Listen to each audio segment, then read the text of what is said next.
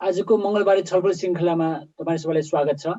यो कार्यक्रम जुममा चलिरहेको छ र यो मार्टिन चौतारीको फेसबुक पेजमा लाइभ पनि भइरहेको छ। आजको हाम्रो विषय मार्टिन चौतारीद्वारा प्रकाशित पुस्तक लोकतन्त्रमा नागरिक समाज 25 वर्षको समीक्षा किताबको विमोचन छलफल कार्यक्रम हो र समीक्षकको रूपमा हामीसँग हरि शर्मा हुनुहुन्छ, उहाँ राजनीतिक विश्लेषक। म केही सूचना दिन चाहन्छु। पहिलो चाहिँ यो कार्यक्रम हाम्रो अनलाइनमा चलिरहेको छ, त्यो कारणले कुनै समयमा प्राविधिक गडबडी आउन सक्छ। त्यस्तो अवस्थामा कृपया धैर्य धारण गर्नुहोला, हामी सकेसम्म चाँडो त्यो समस्या समाधान गर्नेछौँ। अर्को चाहिँ हाम्रो वक्तालाई प्रश्न टिप्पणी राख्दाखेरि जुममा भएका महानुभावहरूले च्याट बक्स प्रयोग गर्नुहोला या रेज ह्यान्ड अप्सन प्रयोग गर्नुहोला। अर्को चाहिँ फेसबुक बाट हामीसँग जोडिनुभएका महानुभावहरूले आफ्नो प्रश्न टिप्पणी कमेन्ट बक्समा राख्न सक्नुहुन्छ। हाम्रो अर्को छलफल 24 नोभेम्बर 2020 9 मङ्सिर 2070 मा हुँदैछ। यो चाहिँ नेपाल मधेस फाउन्डेसन र मार्टिन चौतारीको सहकारीमा हुने हो। यो मधेस छलफल श्रृङ्खला विषय छ मधेसमा पञ्चायती परम्परा र प्रक्रिया। यसको प्रस्तुति चाहिँ कृष्ण कुमार शाह र तुलनारायण शाहले गर्नुहुन्छ र आफ्नो अनुभवसहित टिप्पणी चौबेली देवी दास र रोहित भुइँयाले गर्नुहुन्छ। सुरुमा आजको कार्यक्रममा आजको हाम्रो प्रमुख वक्ता अनि किताबको बारेमा मार्टिन चौतारीका प्रति सुवन्तले केही कुरा बोल्नुहुन्छ, उहाँ छोटोमा बोल्नुहुन्छ। प्रतिष्ठित म्युट छ दाइ, तपाईँ म्युट। सबैजनालाई नमस्कार र यहाँ यो कार्यक्रममा स्वागत छ।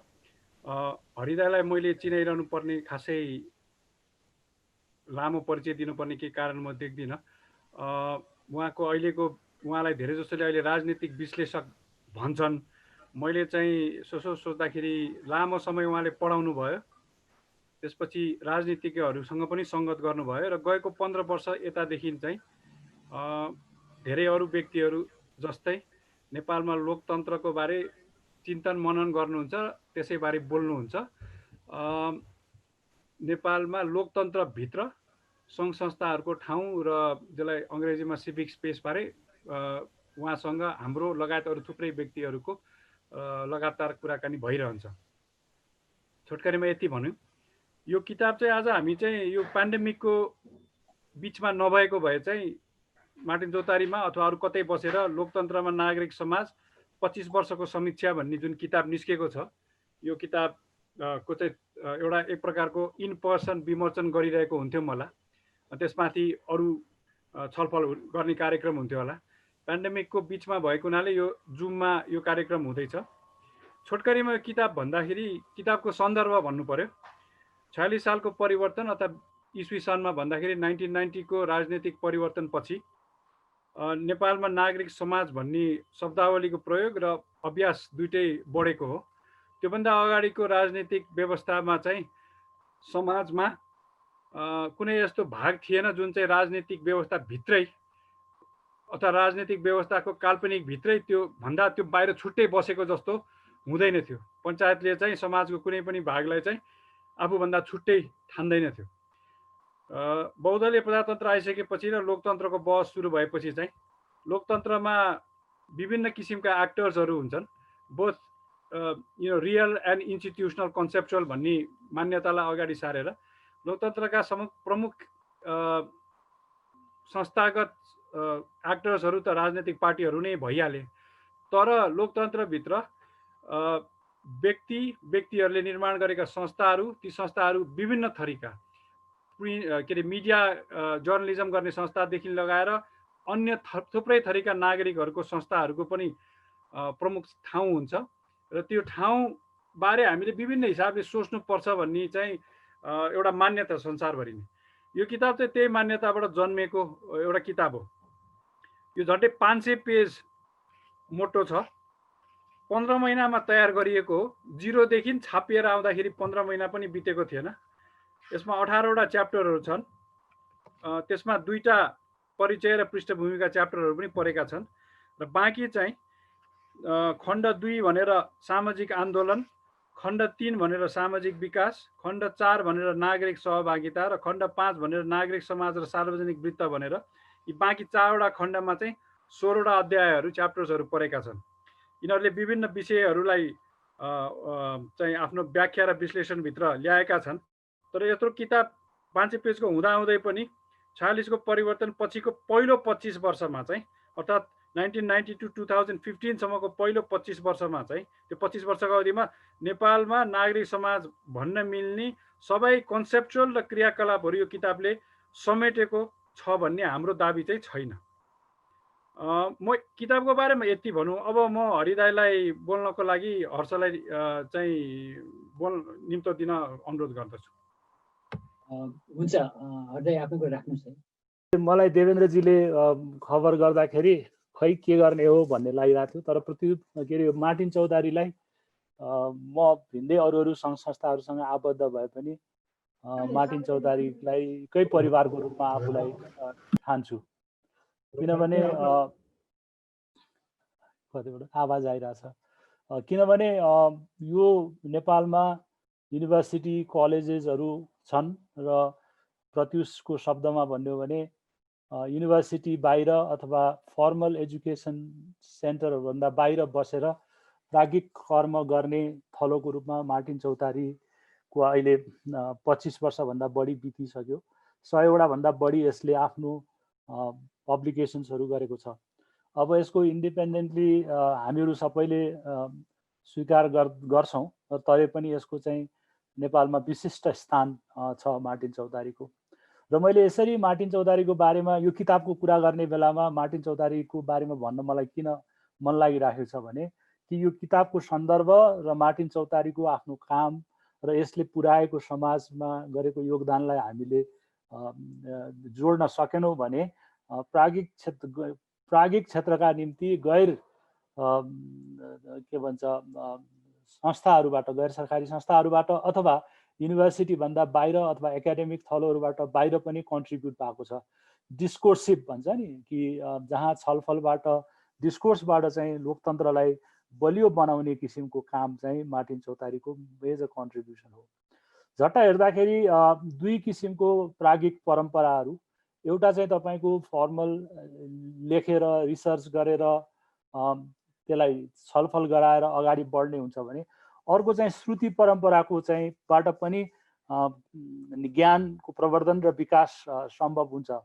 अब हिस्टोरिकली श्रुति परम्परा पनि महत्त्वपूर्ण छ। म यो किन उठाइराखेको छु भने मार्टिन चौधरीको जुन दिनान भने हप्तै पछि हुने छलफलहरूले पनि हाम्रो सामाजिक चेतना, सामाजिक अवस्थिति, विचारको विनिमयमा महत्त्वपूर्ण भूमिका खेलेको छ। यो दुईटै कुरालाई फर्मली रिटन परम्परालाई, लेखकीय परम्परालाई, रिसर्चको परम्परालाई, अनुसन्धानको परम्परालाई, जुन चाहिँ एउटा ज्ञानको चाहिँ आधारहरू सिर्जना गर्ने नयाँ ज्ञानको चाहिँ सीमाहरूलाई बढाउँदै लिएर जाने किसिमको काम चाहिँ एउटा फर्मल काम पनि मार्टिन चौधरीले गर्छ भने अर्को त्यही परम्पराको अल्टरनेटिभ परम्परा जो चाहिँ वाक परम्पराबाट, कुराकानीबाट, छलफलबाट, वाद विवादबाट जुन चाहिँ ज्ञानको चाहिँ फेरि अर्को चाहिँ घेरालाई बढाउने काम चाहिँ जुन मार्टिन चौधरीले गरेको छ, दुईटै कुराको संयोजन भएको ठाउँ देख्छु। धेरै जसो थिङ्क ट्याङ्कहरू, रिसर्च इन्स्टिट्युसन्सहरू आफूले छाप्ने, वेबसाइटमा राख्ने, पब्लिकेसन गर्ने, यतिवटा पब्लिकेसन भयो भन्ने, कतिले पढ्छ पढ्दैन त्यो आफ्नो ठाउँमा छँदैछ। तर मार्टिन चौधरीको सबैभन्दा ठुलो योगदान के हो भने एकातिर चाहिँ formal research, investigation, rigorous investigation, तपाईँको कसले के लेखेको छ, प्रायर नलेज कस्तो छ त्यो पनि गर्ने, त्यसपछि चाहिँ प्र्याक्टिकल नलेजको निम्ति मानिसहरूलाई, जो एक्टिभिस्टहरू छन्, जो चाहिँ समाजमा काम गर्ने मानिसहरू छन्, विभिन्न सामाजिक आन्दोलनमा काम गर्ने मानिसहरूको एउटा महत्त्वपूर्ण थलोको रूपमा मार्टिन चौधरीले गर्छ। त्यही भएर दुवै फ्रन्टमा, श्रुतिको फ्रन्टमा कुराकानी, चर्चा बाट अगाडि बढाउने, लोकतन्त्रको लागि नागरिकहरूको चाहिँ जुन आफ्नो ठाउँ छ त्यसलाई, त्यो घेरालाई बढाउने, त्यसलाई प्रोटेक्ट गर्ने काममा, र लेखकीय परम्पराबाट, रिसर्चको अनुसन्धानको परम्पराबाट पनि मार्टिन चौधरी अगाडि बढेको छ। अब यो 25 वर्ष नागरिक समाजको चाहिँ लोकतन्त्रमा नागरिक समाज 25 वर्षको समीक्षा गर्दा म एउटा पुरानो कुरा सम्झाउन चाहन्छु। म भर्खरै केही गर्न खोज्दै थिएँ, काठमाडौँमै थिएँ, तर मै अध्ययनको सिलसिला सकेर काठमाडौँ आएको थिएँ र गभर्मेन्टमा काम गर्दै थिएँ। त्यो अहिलेको मार्टिन चौधरी भएको घरदेखि तलपट्टि एउटा खाल्टोमा तलपट्टि मार्टिन चौधरीको पहिलो कार्यक्रमहरू सुरु भएको थियो। त्यहाँ चाहिँ हामीहरू म र शेरा तामाङले त्यो बेलामा जो पछि अध्यक्ष हुनुभयो मार्टिन चौतारीको महिला अधिकार सम्बन्धी, जेन्डर सम्बन्धी, द्वन्द्व सम्बन्धी मार्टिन चौतारीमा रहेर धेरै महत्त्वपूर्ण योगदानहरू उहाँले दिनुभएको छ। शेरा भर्खर PhD गर्दै हुनुहुन्थ्यो। उहाँ र मैले नागरिक समाजको बारेमा बोलेको सम्झना छ र त्यतिखेर त्यो बोल्न जाँदा हामीले सबैले एउटा भलन्टियरी रूपमा केही चाहिँ खर्च पनि त्यहाँ एउटा उठाउने चलन थियो। हामीले त्यो गरेको जमाना थियो। अब अहिले जस्तो खुला भइसकेको थिएन। जो मान्छेलाई इच्छा हुन्छ अहिले पनि जानुहुन्छ। त्यसकारण मार्टिन चौतारीलाई मैले 25 वर्ष अगाडि, लगभग 25 वर्ष अगाडि हुन्छ भने मलाई लाग्छ 24 वर्ष अगाडि, 1.5 वर्ष भइसकेको थियो जस्तो लाग्छ, त्यहाँ नागरिक समाजकै बारेमा बोल्ने मौका पाएको थिएँ। र यो पुस्तक आज मलाई केही दिन अगाडि प्राप्त भयो। मैले सरसर्ती यसलाई हेर्ने प्रयास गरेँ। अब 500 पृष्ठको छ। सबै कुराहरू आज गरेर सम्भव पनि छैन। तर एउटा महत्त्वपूर्ण अघि प्रत्युषले यो किताबको बारेमा के छैन भन्दाखेरि भनिसक्नु भएको छ। पुस्तकहरू यहाँको हातहरूमा प्राप्त हुनेछ र खुला रूपमा उहाँहरूले स्पष्ट रूपमा के समेट्न सकियो, के समेट्न सकिएन भन्नुभएको छ। तर पनि यो एम्बिसियस किताब चाहिँ यो महत्त्वाकांक्षी एन्टरप्राइजेस हो। जस्तो अब 18-19 महिनामा चाहिँ एउटा 500 भन्दा बढी पेजको किताब विभिन्न लेखकहरूलाई संयोजन गरेर, तर कतिपय लेखकहरूको लेखहरू मार्टिन चौतारीको विभिन्न समयको छलफलमा अनुसन्धानका क्रममा पनि जम्मा भएको देखिन्छ। तर के छ भने यो सम्पादकहरूले यो सबैलाई एक ठाउँमा बाँधेर जुन महत्त्वपूर्ण किसिमको चाहिँ इन्ट्रोडक्सन लेख्नु भएको छ, भूमिका लेख्नु भएको छ, त्यो भूमिका हामीहरू जो समाजलाई बुझ्न चाहन्छौँ अथवा जो एकाडेमिक रिसर्चमा हुनुहुन्छ उहाँहरूको लागि पनि बडा महत्त्वपूर्ण छ। र यसको पिरियडाइजेसन पनि छ कि पञ्चायत अघि प्रत्युषजीले भन्नुभयो कि नागरिक समाजको अहिलेको शब्दको प्रयोग जुन छ अथवा कन्सेप्टको प्रयोग छ त्यो 1990 पछि आएको र त्यसपछि प्रादुर्भाव भएको खुला परिवेशमा, बहुलवादी राजनीतिको परिवेशमा, उदार लोकतन्त्रको परिवेशमा चाहिँ नागरिक सङ्घ संस्थाहरू खोल्ने र ती सङ्घ संस्थाहरू चाहिँ नागरिक समाजको नाउँमा परिभाषित हुने।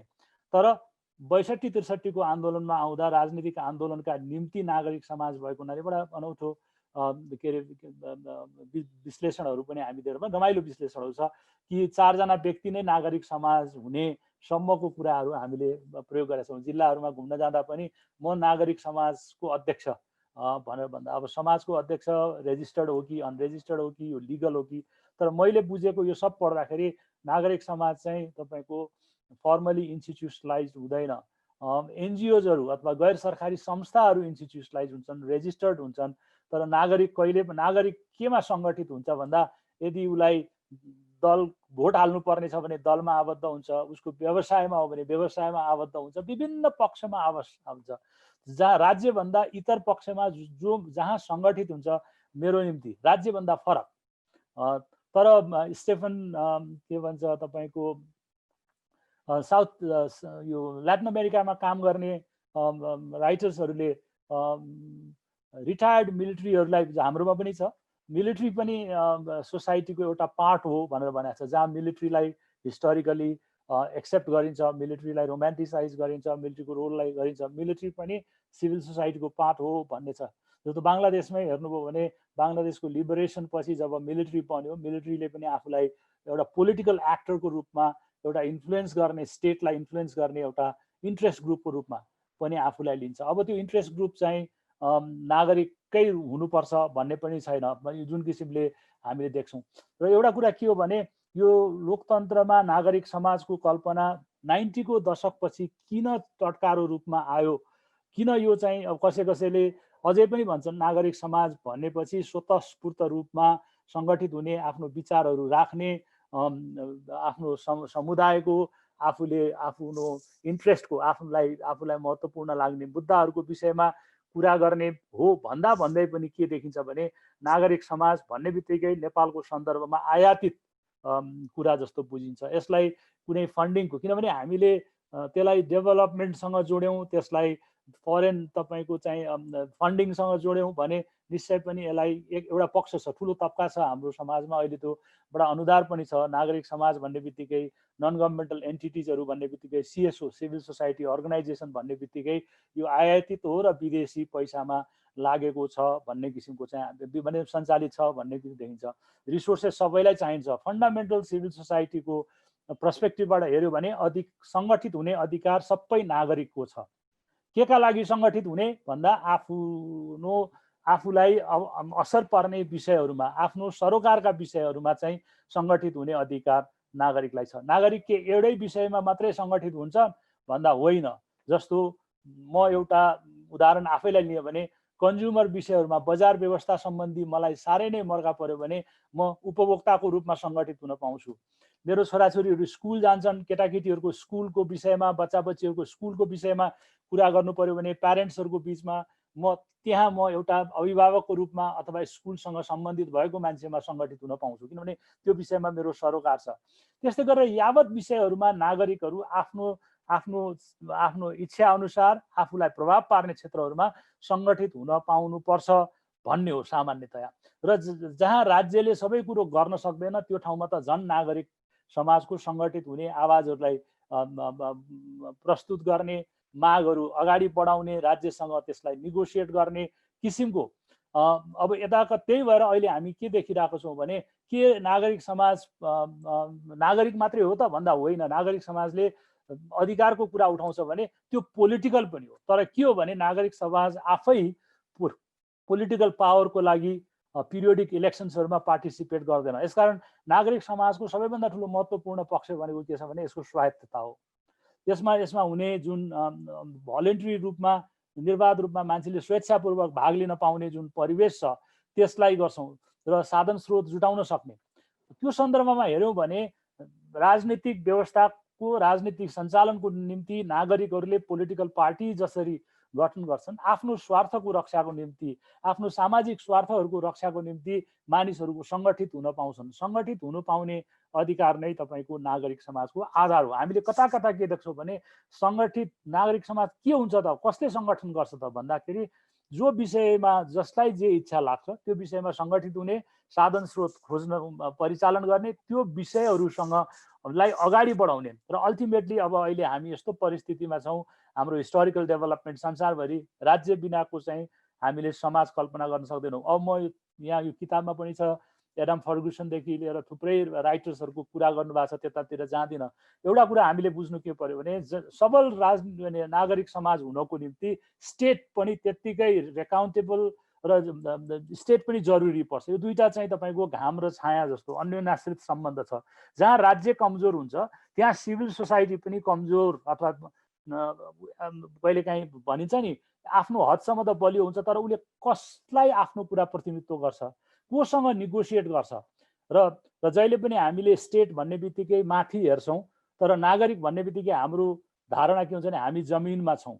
जमिन के छ भने बहुल छ, हामी विभिन्न पेसा, धर्म, सङ्गठन, विचारहरूमा बाँडिएका छौँ र त्यो स्वतन्त्रता पनि छ। र राज्यलाई हामीले आफ्नो सक्ने किसिमबाट चाहिँ हामीले चाहिँ आफ्नोतर्फ रिसोर्सेसहरू एट्र्याक्ट गर्ने, आफूलाई न्यायका कुराहरू गर्ने। त्यही भएर हामी के देख्छौँ भने मल्टिपल सोसल मुभमेन्ट्सहरूले नै डेमोक्रेटिक स्टेटलाई बलियो गराएको देख्छौँ।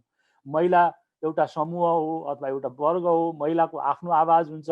हाम्रो नेपालको सन्दर्भमा 62-63 पछि हेर्ने हो भने पहिचानले सामाजिक आन्दोलनहरूलाई परिभाषित गरिरहेको छ। तर पहिचानको सन्दर्भमा मेरो के धारणा छ भने we advance particular identity at particular time to articulate particular kind of politics. जस्तो म अहिले कन्ज्युमर हो भने बजारमा मैले बजारको आइडेन्टिटी अथवा कन्ज्युमरको आइडेन्टिटी पुश गर्छु।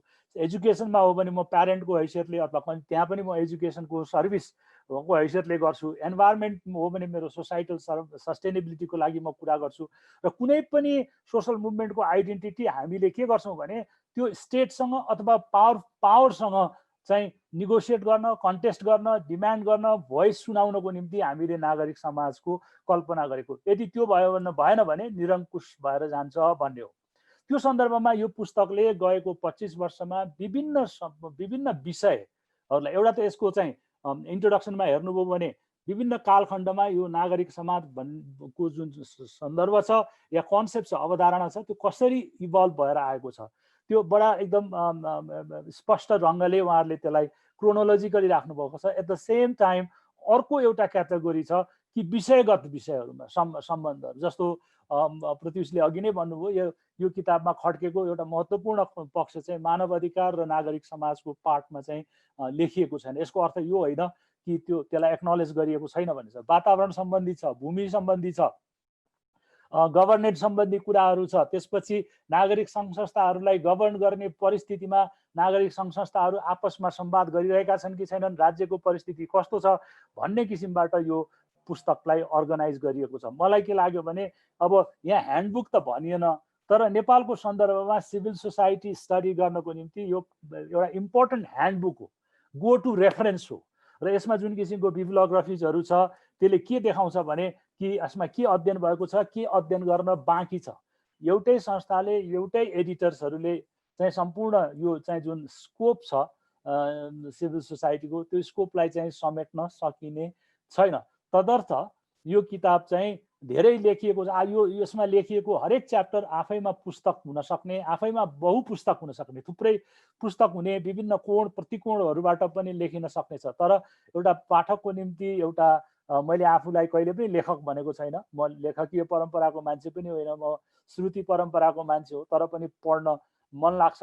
त्यो दृष्टिकोणबाट हेर्दाखेरि चाहिँ एउटा महत्त्वपूर्ण कन्ट्रिब्युसन चाहिँ मार्टिन चौतारीले थुप्रै कन्ट्रिब्युसन गरेको छ, जर्नल चलाउनेदेखि लिएर सारा गरेको छ। तर नागरिक समाजको सन्दर्भमा जुन मेहनत गरेर यो किताब हामीको लिएर आएको छ, किनभने अब डेफिनेसनल प्रब्लम चाहिँ हरेक कन्सेप्चुअल इस्युजहरूको हुन्छ।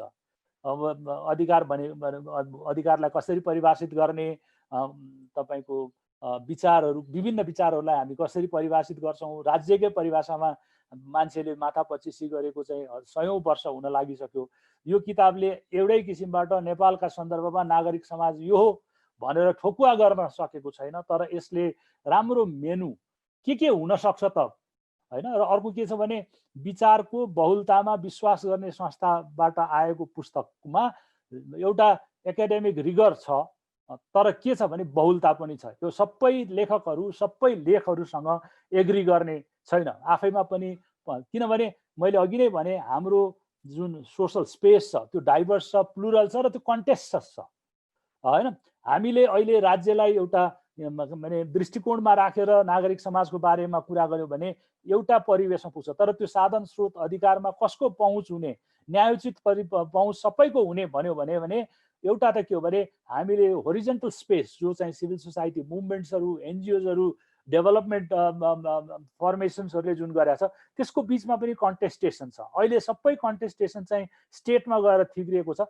डेमोक्रेसीको सबैभन्दा ठुलो महत्त्वपूर्ण पक्ष के हो भने not only democratizing the space but the democratizing the social space पनि हो। मलाई लाग्छ नेपालमा अहिले वर्तमान सन्दर्भमा डेमोक्रेसीको सबैभन्दा ठुलो चुनौती के देखेको छ भने उपल्लो स्पेस, स्टेटको स्पेस जसले कब्जा गरेछ त्यसले नै डेमोक्रेटिक स्पेसलाई कन्ट्रोल गर्ने, त्यसैलाई नै सेपअप गर्ने किसिमको काम गरिरहेको छ। तलपट्टि अहिले समस्या देखिएको छ, त्यो प्लुरल कन्टेस्टेसनमा कता कता दिग्भ्रमित भएको छ। हिजो ठुलो आन्दोलन गऱ्यौँ, एउटा के भन्छ गणतन्त्र स्थापना गऱ्यौँ, समावेशी भन्यौँ, तर त्यो समावेशीमा हामी सबैको परिभाषामा अहिले आएर मैले फेरि विषयवस्तुलाई अल्झाउन खोजेको होइन, तर कता कता हामी सबैमा यो नागरिक आन्दोलन भनिएको सन्दर्भमा अथवा नागरिक समाज जसले विभिन्न सामाजिक आफ्ना आफ्नो मुद्दाहरू उठाइरहनु भएको छ उनीहरूको बिचमा एक किसिमको स्वस्थ छलफल, स्वस्थ विचारको आदान प्रदान र कोअपरेसन र कन्टेन्सन। किनभने डेमोक्रेसीमा यदि प्रतिस्पर्धा भएन भने, डेमोक्रेसीमा यदि प्रतिरोध भएन भने,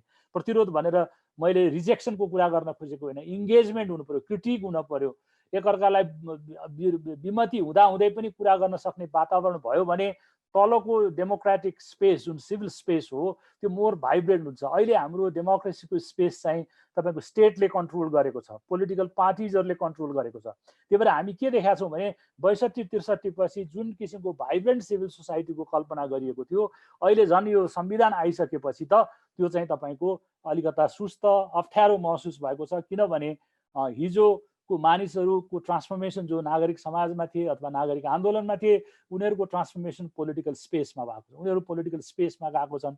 नागरिक स्पेसमा चाहिँ नयाँ मानिसहरूको खाँचो मैले देखेको छु, नयाँ विचार, नयाँ खाँचो, यसलाई रिइन्भेन्ट गर्ने पोसिबिलिटी छ। त्यसकारण फ्युचर डिरेक्सन फर सिभिल सोसाइटीमा यो पुस्तकले केही कुराहरू गरेको छ, तर त्यसलाई नेपालको स्टेटसँग फ्युचरिक यो अहिले वर्तमान स्टेटको डिरेक्सनसँग कसरी जोड्न सक्ने भन्ने कुरामा चाहिँ अझै रिसर्च हुनुपर्छ भन्ने जस्तो लाग्छ। अर्को कुरा के छ भने 62 के अरे सुरुको 90 पछि आएको सिभिल सोसाइटीको डेभलपमेन्टमा एउटा कन्टेक्स्ट छ। त्यो कन्टेक्स्ट के थियो भने हामीले भन्छौँ कि बर्लिन वाल झरिसकेपछि भने भत्किसकेपछि सिभिल सोसाइटी इसेन्सियल छ डेमोक्रेसीको निम्ति भनेर सिभिल सोसाइटी र डेमोक्रेसीको पोजिटिभ कोरिलेसनमा हाम्रो सारा हाइपोथिसहरू बनेको छ कि डेमोक्रेसीको लागि लोकतान्त्रिकरणको लागि नागरिक समाज जरुरी छ भन्ने छ। तर नागरिक समाज सधैँ डेमोक्रेटिक हुन्छ, लोकतान्त्रिक हुन्छ भन्ने छैन। नागरिक समाज सधैँ लिबरल हुन्छ भन्ने छैन। यो कन्जर्भेटिभ पनि अतिवादी पनि हुन्छ। जस्तो तपाईँले हेर्नुभयो भने इन्डियामा आरएसएस पोलिटिकल पार्टी त होइन, तर के छ भने यसले धेरै ठुलो स्पेस कन्ट्रोल गरेको छ। यसको रिसोर्सेस इन्डिपेन्डेन्ट छ। यसमा भलिन्टियर्सहरू जान्छन्, त्यही भएर शाखा भन्छ, स्वयंसेवक भन्छ। त्यस्तै गरेर अब वेस्टमा हेऱ्यो भने रिलिजियस ग्रुपलाई हामी सिभिल सोसाइटीमा जोड्छौँ भने नेपालमा हामीले रिलिजियस ग्रुपहरूलाई अलिकता अर्को दृष्टिकोणले हेर्छौँ, किनभने त्यसले कन्जर्भेटिभ एजेन्डालाई, नन सेकुलर एजेन्डालाई अगाडि बढाउँछ भन्ने छ। यसकारण सिभिल सोसाइटीलाई कसरी हेर्ने भन्ने दृष्टिकोणमा हामीले के भन्यो भने जहिले पनि पोजिटिभ कोरिलेसन डेमोक्रेसीसँग देख्यौँ। त्यही भएर के देख्यौँ भने डेमोक्रेसीको निम्ति सिभिल सोसाइटी एसेन्सियल छ भनेर हाम्रो सारा स्ट्रगल, सोसल स्ट्रगल डेमोक्रेसीको लागि भयो। डेमोक्रेसी भइसकेपछि, पावरले लियोर गरिसकेपछि एजेन्डाहरू हाम्रो चाहिँ के भयो भने पार्टिजन एजेन्डाहरूमा ट्रान्जिट भयो। हिजो सँगसँगै सडकमा बसेर जिन्दाबाद मुर्दाबाद गरेको साथीहरू अब सडकमा उभिएर प्रश्न गर्ने बेलामा अर्को साथीलाई चाहिँ चुनौती दिएको अनुभव भयो। त्यो स्पेस चाहिँ के छ भने हामी अहिले शक्तिमा छौँ, हामी नै सबै कुरा गर्न सक्छौँ, तपाईँहरू प्रश्न नगर्नुहोस् भनेर प्रश्नलाई निषेध गरेको समय भएको हुनाले आजभोलि मलाई प्रश्न उठ्न थालेको छ, के डेमोक्रेसी स्ट्रेन्थन हुँदै हुँदै जाँदा, बलियो हुँदै जाँदा, अथवा डेमोक्रेसीको नाउँमा पोलिटिकल पार्टीले सारा स्पेसलाई कब्जा गर्दै जाँदाखेरि vibrant, plural, diverse civil society possible छ कि छैन? फर इक्जाम्पल एउटा इक्जाम्पल दिन्छु। डक्टर केसीको आन्दोलनलाई मैले केही नजिकबाट हेर्ने प्रयास गरेँ। स्वास्थ्य सम्बन्धी सुधारको लागि उहाँ अनसन बस्नुभयो, जुलुस निस्क्यो, तर के छ भने त्यो कुरा त स्टेटले पो गर्ने हो। स्ट्रिटबाट डिक्टेट गरेर पोलिसी बन्छ, स्ट्रिटबाट हामीलाई चाहिँ तपाईँले निर्देशन गर्न खोज्ने, तर होइन नि त। स्ट्रिटको कुरा सुन्ने परिवेशको कुरा गरे हो। स्ट्रिटले नै कानुन बनाउने भनेर भनेको होइन, तर स्ट्रिटको कुरा पार्लियामेन्टसँग, जुन स्टेटको चाहिँ निकायहरूसँग पुगेन भने नागरिक समाजको औचित्य स्टेटले नै निगेट गरेको देखिन्छ। यो त कन्भर्सेसनल हुनु पर्यो। अर्को कुरा के छ भने अहिले नेपालको सन्दर्भमा हेर्नु भने पार्लियामेन्ट्री हियरिङ्सहरू, पब्लिक हियरिङ्सहरूको मात्रा शून्य भएको छ। स्थानीय निकायमा पनि नागरिकलाई सुन्ने कुरामा झन्झट मानिन थालेको छ। त्यो सन्दर्भमा यदि हामी इलेक्सन गरेर त्यसलाई डेमोक्रेसीलाई, पार्टी डेमोक्रेसीलाई स्ट्रेन्थन गर्ने नाउँमा नागरिकहरू जो पार्टीसँग आबद्ध छैनन् या पार्टीसँग आबद्ध भए पनि नागरिकका मुद्दाहरू उठाउँछन्, उनीहरूले राजनीतिलाई अथवा लोकतन्त्रलाई अन्डरमाइन गर्न खोजेको जस्तो देखिन्छ। त्यसले म अहिले एउटा टेन्टेटिभ हाइपोथेसिसमा के छु भने deepening of democracy and civil society will they travel together, र सिभिल सोसाइटी जहाँ बलियो हुन्छ पोलिटिकल पार्टिसिपेसन पनि कम हुन्छ भन्ने पनि रिसर्चहरू, ट्राइलाटरल कमिसन भन्ने धेरै पुरानो एउटा रिपोर्ट थियो कि अहिले त अमेरिकामा एकदम मोबिलाइज भयो सिभिल सोसाइटीले ट्रम्पको अगेन्स्टमा। यो के छ तपाईँको यो जर्जियातिर ठुलो मोबिलाइजेसन हो भोटर रेजिस्ट्रेसनको। तर नर्मल डेमोक्रेसी भएको ठाउँमा everything is running well, do we need to participate in a political process? मान्छे पोलिटिकल प्रोसेसमा पनि पार्टिसिपेट गर्दैन, ऊ आफ्नो न्यारो प्रोफेसनल एजेन्डामा मात्रै साँगुरो हुन्छ। यसकारण deepening of democracy and civil society, अब हाम्रो नेपालको सन्दर्भमा डेमोक्रेसी कतिको डिपन हुँदैछ त्यो थाहा छैन, तर निश्चय पनि ओभर्टली पार्टिजन पोलिटिक्सले सिभिक स्पेस चाहिँ खुम्च्याउँदै लगेको छ। यसकारण नागरिक समाजको चुनौतीलाई यो पोजिटिभ कोरिलेसनको रूपमा डेमोक्रेसीसँग हेर्ने हो कि मलाई लाग्छ त्यो एउटा नयाँ रिसर्च जरुरी छ। अर्को कुरा के छ भने कि यो सिभिल सोसाइटी कस्तो ठाउँमा भाइब्रेन्ट गर्छ भन्दाखेरि यो चाहिँ जिन कर्कप्याट्रिक भन्ने अमेरिकन पोलिटिकल साइन्टिस्ट थिइन्, उनी एम्बेसडर पनि युएनमा चाहिँ सेक्युरिटी काउन्सिल युएनमा अमेरिकन एम्बेसडर पनि थिइन्। उनको एउटा प्रिन्सिपल के थियो भने जहाँ टोटालिटेरियन सर्वसत्तावादी व्यवस्था हुन्छ त्यहाँ नागरिक फर्मेसन्सहरू हुँदैन, सोसल फर्मेसन्सहरू हुँदैन। पार्टी नै राज्य, राज्य नै पार्टी हुन्छ र स्टेट नै पार्टी, पार्टी नै स्टेट हुन्छ। त्यहाँ चाहिँ खुकुलो वातावरण हुँदैन। त्यसकारण चाहिँ जब टोटालिटेरियन सिस्टमहरू सर्वसत्तावादी व्यवस्थाहरू ढले बर्लिन वालपछि एउटा ठुलो पोलिटिकल प्रोजेक्टको रूपमा सिभिल सोसाइटी आयो। र त्यहाँ क्वेसन के थियो भने वालिन्स अल्फ्रेड स्टेफानको रिसर्चले पनि के बताउँछ भने डेमोक्रेटिक ट्रान्जिसन चाहिँ अथोरिटेरियन सिस्टमबाट सजिलो हुन्छ। अथोरिटेरियन सिस्टममा के हुन्छ भने लिडरसिप टोटालिटेरियन हुँदैन, पोलिटिकल सिस्टम टोटालिटेरियन हुँदैन, सर्वसत्तावादी हुँदैन, लिडरसिप अधिनायकवादी हुन्छ। जहाँ अधिनायकवाद हुन्छ त्यहाँ केही न केही सिभिक स्पेसहरू हुन्छ। जस्तो फर इक्जाम्पल यो किताबमा पनि इन्डाइरेक्टली त्यो देखिन्छ कि पञ्चायतको कालमा विभिन्न सङ्गठनहरू राज्यको लागि तयार गरिएको थियो। तर कसको लागि भने श्रीपाँच महाराज धिराज सरकारको लागि, राजा बाहेक सबैलाई हामीले विरोध गर्न पाउने थियो। ट्रेडिसनली पनि अथोरिटेरियन सिस्टमहरूमा त्यो रुलरलाई पनि सोसल लेजिटिमेसीको निम्ति पनि उसले खुकुलो स्पेस छोडेको हुन्छ। त्यो मानेमा चाहिँ एउटा डेमोक्रेटिक ट्रान्जिसनको लिटरेचरले के भन्छ भने अथोरिटेरियन सिस्टमबाट डेमोक्रेटिक ट्रान्जिसन चाहिँ अझ सजिलो हुन्छ, न कि टोटालिटेरियन सिस्टमबाट सर्वसत्तावादी व्यवस्थाबाट। नेपालको सन्दर्भमा हेर्दा नेपालको ट्रान्जिसन चाहिँ अथोरिटेरियन सिस्टमबाट भएको। 1990 मा अलिकता ट्रान्जिसन भयो, 62-63 मा भएर आयो। त्यही भएर सिभिल सोसाइटीको रोल चाहिँ तपाईँको सजिलो हुन्छ, डेमोक्रेटिक कन्सोलिडेसनमा सजिलो हुन्छ भनेको। तर के छ भने तपाईँको टोटल तपाईँको एडप्सन कोअप्सन अफ सिभिल सोसाइटी और सिभिल फर्मेसन्स बाई पोलिटिकल पार्टी। र फेरि इन्ट्रेस्टिङली यो चाहिँ एनालिसिसको मात्रै भनेको don't consider me a partisan politician political analysis in this sense कि हाम्रोमा जुन इमेजिनेसन चेन्जको इमेजिनेसन बोकेको पोलिटिकल पार्टिजहरू आए उनीहरूको ओरिएन्टेसन चाहिँ टोटालिटेरियन ओरिएन्टेसनबाट थियो। त्यही भएर सिभिल सोसाइटी पनि पार्टी अनुकूल हुनुपर्छ भनेको हुनाले अहिले चाहिँ के देखेको छ भने कि हाम्रो पार्टीको सङ्गठन, हाम्रो पार्टीको सिभिल सोसाइटी भन्ने किसिमको चाहिँ परिवेशमा हामी पसिसकेको हुनाले कता कता अथोरिटेरियन सिस्टमबाट डेमोक्रेसीको ट्रान्जिसन इजी हुन्छ भन्दा भन्दै पनि पोलिटिकल एजेन्सिजहरूको पोलिटिकल पार्टिजहरूको अथवा पोलिटिकल चेन्ज एजेन्टहरूको ओरिएन्टेसन चाहिँ टोटालिटेरियन भएको सन्दर्भमा basically communist party, Marxist Leninist पार्टीहरूको ओरिएन्टेसनमा सिभिल सोसाइटीसँगको रिलेसनसिप चाहिँ कस्तो हुन्छ भन्ने कुरा चाहिँ मलाई यो अहिले मेरो आफ्नो विचारको छ। म लेख्ने सन्दर्भको मान्छे त होइन, तर दिमागमा त्यो कुरा पढिराखेको छु, खोजिरहेको छु र तपाईँहरूले बोल्न लाउँदा आज मैले यो कुरा तपाईँहरूसँग सेयर गर्छु भने कि नेपालको पोलिटिकल ट्रान्जिसनलाई दुईटा पोलिटिकल क्याटेगोरिजमा हाम्रो पञ्चायत व्यवस्था, हामीहरूले भोगेको पञ्चायत व्यवस्था त्यो अथोरिटेरियन सिस्टम थियो भन्ने पोलिटिकल साइन्टिस्टहरूको छ। तपाईँहरू डिसएग्री गर्न सक्नुहुन्छ। चाइनिज रसियन मोडल तपाईँको टोटालिटेरियन मोडल हो। त्यो मोडलबाट डेमोक्रेसीको ट्रान्जिसनमा त्यो कम्प्यारिटिभ इन्टरनेसनल कम्प्यारिटिभ सन्दर्भमा हेर्दाखेरि 1990 को ट्रान्जिसन सजिलो अनुभव किन भयो भने हामीसँग अलरेडी केही सिभिक स्पेसहरू खुला थिए हैन। ती डेमोक्रेटिक थिए भनेको होइन, तर people were organise around certain in panchayat टाइममा पनि युवक सङ्गठन, वर्गीय सङ्गठन के मान्छेहरू शिक्षक सङ्गठन खोलेर चाहिँ धेरै हाम्रो अहिले साथीहरू हुनुहुन्छ, नेताहरू हुनुहुन्छ, उहाँहरू शिक्षक सङ्गठनमा काम गर्नुभयो, केही गर्नुभयो। त्योबाट के हो भने हामीलाई डेमोक्रेटिक अर्गनाइजेसन गर्न, डेमोक्रेटिक ट्रान्जिसनलाई फेसिलिटेट सजिलो भयो। त्यही भएर हाम्रो ट्रान्जिसन चाहिँ त्यति ब्लडी थिएन।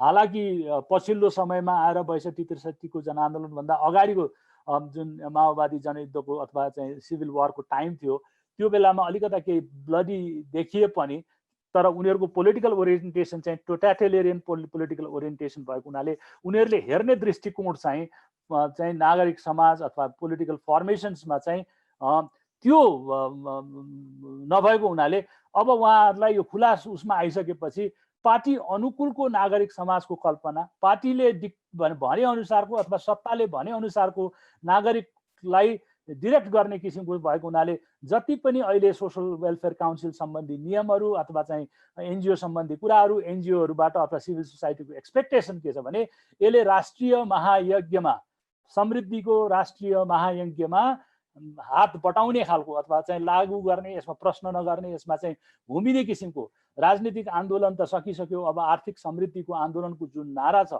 र लिडरले जे कल्पना गर्नुहुन्छ त्यो कल्पनामा हामी सबैले कल्पना गर्नुपर्छ। कविताको शीर्षक दिने बाहेक अरू सबै काम चाहिँ अहिलेको परिवेशमा हामीले देखिरह हुनाले ट्रान्जिसन अथोरिटेरियन थियो, तर पोलिटिकल कल्चर र पोलिटिकल जो चाहिँ एजेन्सिजहरूको पोलिटिकल कल्चर थियो त्यो चाहिँ टोटालिटेरियन ओरिएन्टेसन, सोसलाइजेसन त्यहाँबाट भएको हुनाले लिबरल पोलिटिकल स्पेस चाहिँ खुम्चिँदै गएको छ। अब यसलाई क्वेसन गर्ने बित्तिकै चाहिँ निकै डिफिकल्ट हामी एनालिसिसमा पुग्छौँ। त्यही भएर अहिले जुन सिभिल सोसाइटीलाई एन्टी सिस्टम देखिने जुन प्रयास आएको छ त्यो के हो भने निर्देशित लोकतन्त्र, निर्देशित तपाईँको समाजको कल्पना, र त्यो निर्देशन कहाँबाट आउने भन्दा पार्टीबाट मात्रै होइन, पार्टीको नेताबाट देखिने उहाँको कल्पना, उहाँको सदिच्छाबाट आउने किसिमको कल्पना गरेको हुनाले यो चाहिँ अझै अथोरिटेरियन, यो टोटालिटेरियन त हुनै सक्दैन, किनभने नेपालको जुन किसिमको वस्तुस्थिति इम्पेरिकल पोलिटिकल रियालिटी छ यो डाइभर्स छ, प्लुरल छ, यहाँ एउटै मान्छेले मात्रै धान्न सक्दैन। त्यही भएर त्यो हाइब्रिडबाट के छ भने फेरि अथोरिटेरियन इमेजिनेसनको सोसल इन्जिनियरिङ र रिस्ट्रक्चरिङको डिरेक्सनमा हामी गइरहेको छौँ। त्यही भएर crisis of Nepali state is a crisis of Nepali democracy. यो दुईटाको क्राइसिसमा नागरिक पिल्सिएको देखिन्छ। यति भन्दै मैले आफ्नो सानो मैले लेखेर लिएर आइन, अनफर्चुनेटली मेरो एकदम स्प्रेड गर्यो र केही कुराहरू छलफलमा आयो भने गरौँला, तर यो जुममा बडा डिफिकल्ट हुँदो रहेछ, अनुहार पनि देखिँदैन, प्रत्यक्ष कुरा पनि गर्न पाइँदैन। म अलिक पढाउने खालको मान्छे भए हुनाले इन्टरेक्टिभ हुन्छु, तर जे जस्तो हामीसँग परिस्थिति छ त्यसलाई हामीले त्यही अनुसार प्रयोग गरौँ।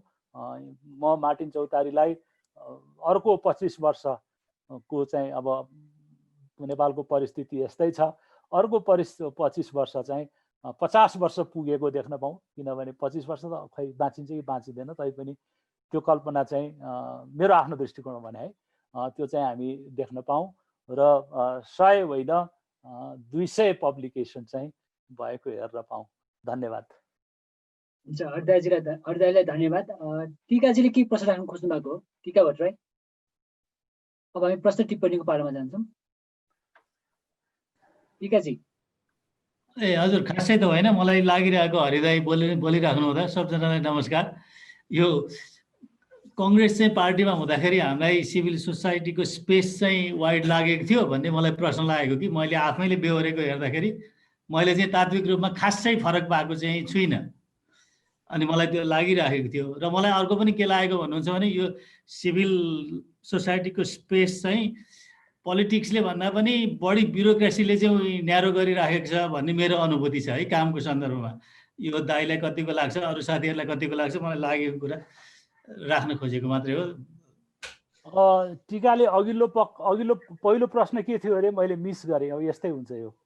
होइन, केही होइन, त्यो कङ्ग्रेस भएको भएदेखि यो स्पेस वाइड हुन्थ्यो होला भन्ने मेरो एउटा प्रश्न हो, त्यही कारणले मलाई त्यस्तै लागेको। दाइले चाहिँ अब यो डबल कम्युनिस्ट पार्टीको कुरा गरिराख्दाखेरि त्यसपछि कङ्ग्रेस भएको भए यो हुन्थ्यो त भन्दाखेरि मेरो अनुभव त्यस्तो रहेन र अनि दाइसँग कुरा गर्न खोजेँ।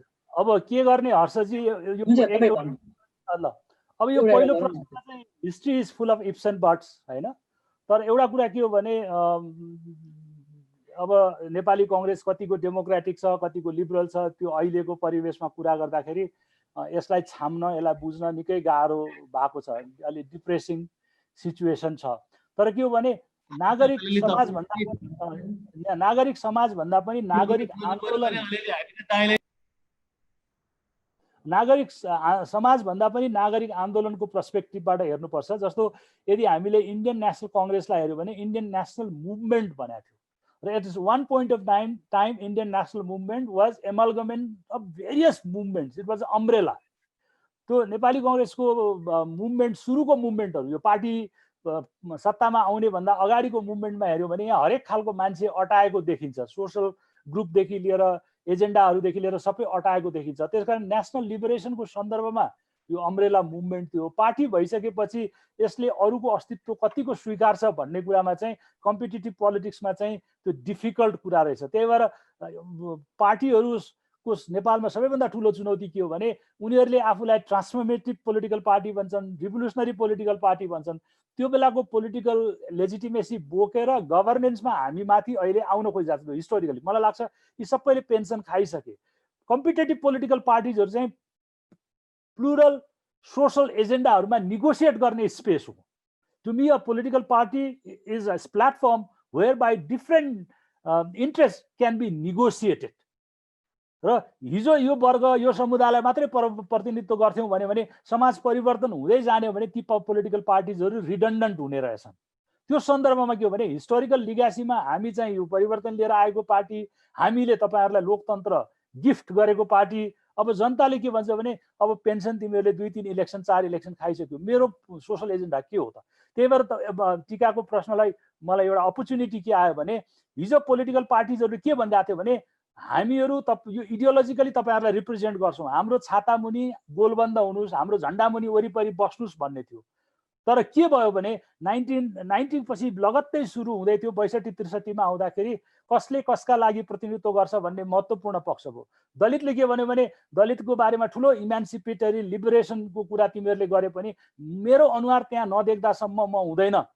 महिलाले पनि त्यसो भन्यो भने के भन्छ तपाईँको जनजातिले पनि त्यो भन्यो। आइडेन्टिटी पोलिटिक्सको फर्मेसनै त्यही हो कि पोलिटिकल पार्टिज पब्लिक पोलिसीमा स्टेटमा आफ्नो अनुहार र रिप्रेजेन्टेसन देखेन। 2062-63 को जनआन्दोलनले के गर्यो भने नेपालको पोलिटिकल रिप्रेजेन्टेसनको नक्सा बदल्नेलाई उसले कोसिस गर्यो। पोलिटिकल पार्टिजहरूले के गर्यो भने आफ्नो हिस्टोरिकल लेजिटिमेसी र लिगालिटीलाई उनीहरूले लेजिटिमेसीलाई कमजोर गरेको जस्तो देखेर त्यो बेलामा तात्कालिक रूपमा चाहिँ एड्रेस गर्यो। तर कन्स्टिट्युसन आइसकेपछि अहिले सबभन्दा डेट्रिमेन्टल नेपालको जुन रिभोल्युसनरी इमेजिनेसनको चाहिँ जुन रिप्रेजेन्टेसनको इमेजिनेसन छ त्यसलाई ब्लक गर्ने काम त irrespective of all political parties are equal. मधेसीको बारेमा तपाईँको स्ट्रगल हाम्रो हो भन्यो होला, तर अहिले सबभन्दा मधेसीलाई निगेट गर्ने मधेसकै पार्टी पनि छ र अरू मेन स्ट्रिम पोलिटिकल पार्टी छ। वुमेनहरूको रिप्रेजेन्टेसनको क्वेसन हेऱ्यो भने टोकनिजम छ, दलितको रिप्रेजेन्टेसन हेऱ्यो भने नम्बर मात्रै देखिन्छ। आई थिङ्क ती पोलिटिकल पार्टी चाहिँ आफ्नो हिस्टोरिकल लिगासी र लेजिटिमेसीलाई पक्रेको छ, तर त्यो चाहिँ के हो भने सिद्धिसकेको छ। त्यही भएर कम्पिटेटिभ पोलिटिक्सले के गर्छ भने प्लुरल एजेन्डाहरूलाई निगोसिएट गर्ने पार्टी चाहिँको घेरा चाहिँ अलि ठुलो हुँदै जानुपर्ने हुनाले सिभिल स्पेस सिभिल सोसाइटीको सबैभन्दा ठुलो च्यालेन्ज के हो भने स्टेटलाई मात्रै डेमोक्रेटाइज गर्ने होइन, पोलिटिकल स्पेसलाई पनि डेमोक्रेटाइज र प्लुरलाइज गर्ने हो भन्छु। त्यहाँनिर सिभिल सोसाइटीको च्यालेन्ज छ। कुन चाहिँ पोलिटिकल पार्टीमा चाहिँ एन्भाइरोमेन्टल मुभमेन्टको एजेन्डाहरूलाई आर्टिकुलेट गर्ने इन्ट्रेस्ट ग्रुप डेभलप भएर गएको छ। एजुकेसनको इन्ट्रेस्ट कुन चाहिँ पोलिटिकल पार्टीले गर्छ? उसले के भन्छ? हाम्रो 4 जना साथीहरू प्राइभेट स्कुल चलाउनुहुन्छ, उहाँहरूलाई बोलाएर चाहिँ तपाईँको कमिटी बनाऊ भन्छ। कन्फ्लिक्ट अफ इन्ट्रेस्ट पनि छैन। उसले वाइडर एजुकेसनको डिबेटमा यत्रो देशभरि एनजिओजहरू छन्, एजुकेसनमा काम गर्ने मान्छेहरू छन्, सिभिल सोसाइटी अथवा चाहिँ नागरिक आन्दोलनहरू छ। त्यो आन्दोलनसँग पिरियोडिक इन्टरेक्सन, पिरियोडिक निगोसिएसन र हामीले कहिले पनि पोलिटिकल पार्टिजलाई मेरो एजेन्डा यो हुनुपर्छ, हाम्रो एजेन्डा त्यो रिप्रेजेन्ट गर भनेर भनेकै छैनौँ। स्टेटलाई यदाकदा हामी गर्छौँ, तर पार्टीलाई प्लुरल गर्ने, त्यसको सोसल स्पेस बढी बनाउने, त्यसको रिप्रेजेन्टेसनल घेरालाई च्यालेन्ज गर्ने कामै गरेका छैनौँ। त्यसकारण हामी कता कता लोकतन्त्रको नाउँमा पार्टीहरूको दास हुने स्थितिमा पुगेका छौँ। त्यही भएर सोसल मुभमेन्टको च्यालेन्ज के हो भने कि यो किताबमा लेखिएको विभिन्न सोसल मुभमेन्टहरूले पोलिटिकल पार्टिजहरूलाई इङ्गित, त्यो त भेहिकल हो नि। हामी स्ट्रिटमा जति कराए पनि पब्लिक पोलिसीमा पार्लियामेन्टमा बिल लिएर जाने सिस्टम बनाएका छौँ, तर त्यहाँ त गोलबन्द भएर बसेको छ हरेक पार्टीको मान्छे। नागरिकको काम हल्ला गर्ने बाहेक के हो त? 5 वर्ष इलेक्सनमा पर्ख भन्छ उसले, चुनाव गरेर पठाएको छ, यत्रो म्यान्डेट छ, तिमीहरू सडकमा उफ्रेर हुन्छ, गोष्ठी गरेर हुन्छ, सेमिनार गरेर हुन्छ भन्छ। अब नागरिक कराएको कुरा चाहिँ महत्त्वपूर्ण पक्ष के हो भने अपोजिसन चाहिँ तपाईँको इको हुनुपर्ने हो, अपोजिसनले त्यो पार्लियामेन्टमा लिएर जानु पर्यो। सत्ता त एरोगेन्ट भयो अरे, त्यो पनि लोभी पापी छ भन्दाखेरि मलाई के लाग्यो भने सिभिल सोसाइटीको डेमोक्रेटाइजेसनको अथवा यसको रोलको बारेमा कुरा गर्दा पोलिटिकल स्पेसमा पनि हिट गर्नुपर्छ, स्टेट मार्फत पोलिटिकल पार्टी मार्फत गर्नुपर्छ। हामीले अहिलेसम्म कल्पना गरेको के हो भने लोकतन्त्रमा दलहरूको चाहिँ विकल्प छैन भन्ने छ, तर दलहरूको विकल्पको कुरा कहाँबाट उठ्छ भने नागरिकले त्योसँग इङ्गेज हुनु पर्यो। हरेक पोलिटिकल पार्टिजहरूलाई तपाईँको चाहिँ एकाउन्टेबल बनाउने, त्यसको एजेन्डाहरूलाई चेक गर्ने, वेदर इलेक्सन्स र अपोजिसन। तर हामी के गर्छौँ भने अलिकति विरोध गर्यो भने सरकारलाई विरोध गरे जस्तो देखिन्छ, अपोजिसनलाई सपोर्ट गरेको देखिन्छ। हामी डिलेमामा बसेका छौँ। यसकारण नागरिक आन्दोलनको नागरिक समाजको अटोनोमीमाथि पनि क्वेसन छ र मोडर्न सिभिल सोसाइटिजहरू डेमोक्रेसीमा पब्लिक पोलिसीको लागि अर्गनाइज हुन्छ, पर्टिकुलर इन्ट्रेस्टको लागि अर्गनाइज हुन्छ। त्यसको निम्ति के हो भने हाम्रो एनजिओहरूको देखिन्छ नि कि पार्लियामेन्टमा पार्टीका मान्छेसँग मात्रै कुरा गर्ने, अपोजिसनलाई पनि च्यालेन्ज गर्नुपर्ने हो। यो आवाज तैँले बोलिस् भने बल्ल त अपोजिसन हुनुको अर्थ हुन्छ। मैले अहिलेसम्म कुनै पनि अपोजिसनलाई टार्गेट गरेको देखेकै छैन।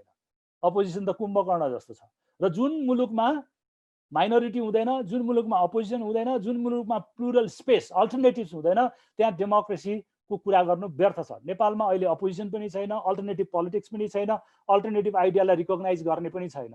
र हामीले के देख्छौँ भने बहुसङ्ख्यक नागरिक आन्दोलनहरू अथवा सिभिक सोसाइटी अर्गनाइजेसन्सहरू आफ्नो एजेन्डाहरू चाहिँ तपाईँको चाहिँ अब एउटा नयाँ एडभोकेसी भन्ने शब्द आएको छ, त्यो पनि ट्रान्सपरेन्ट छैन।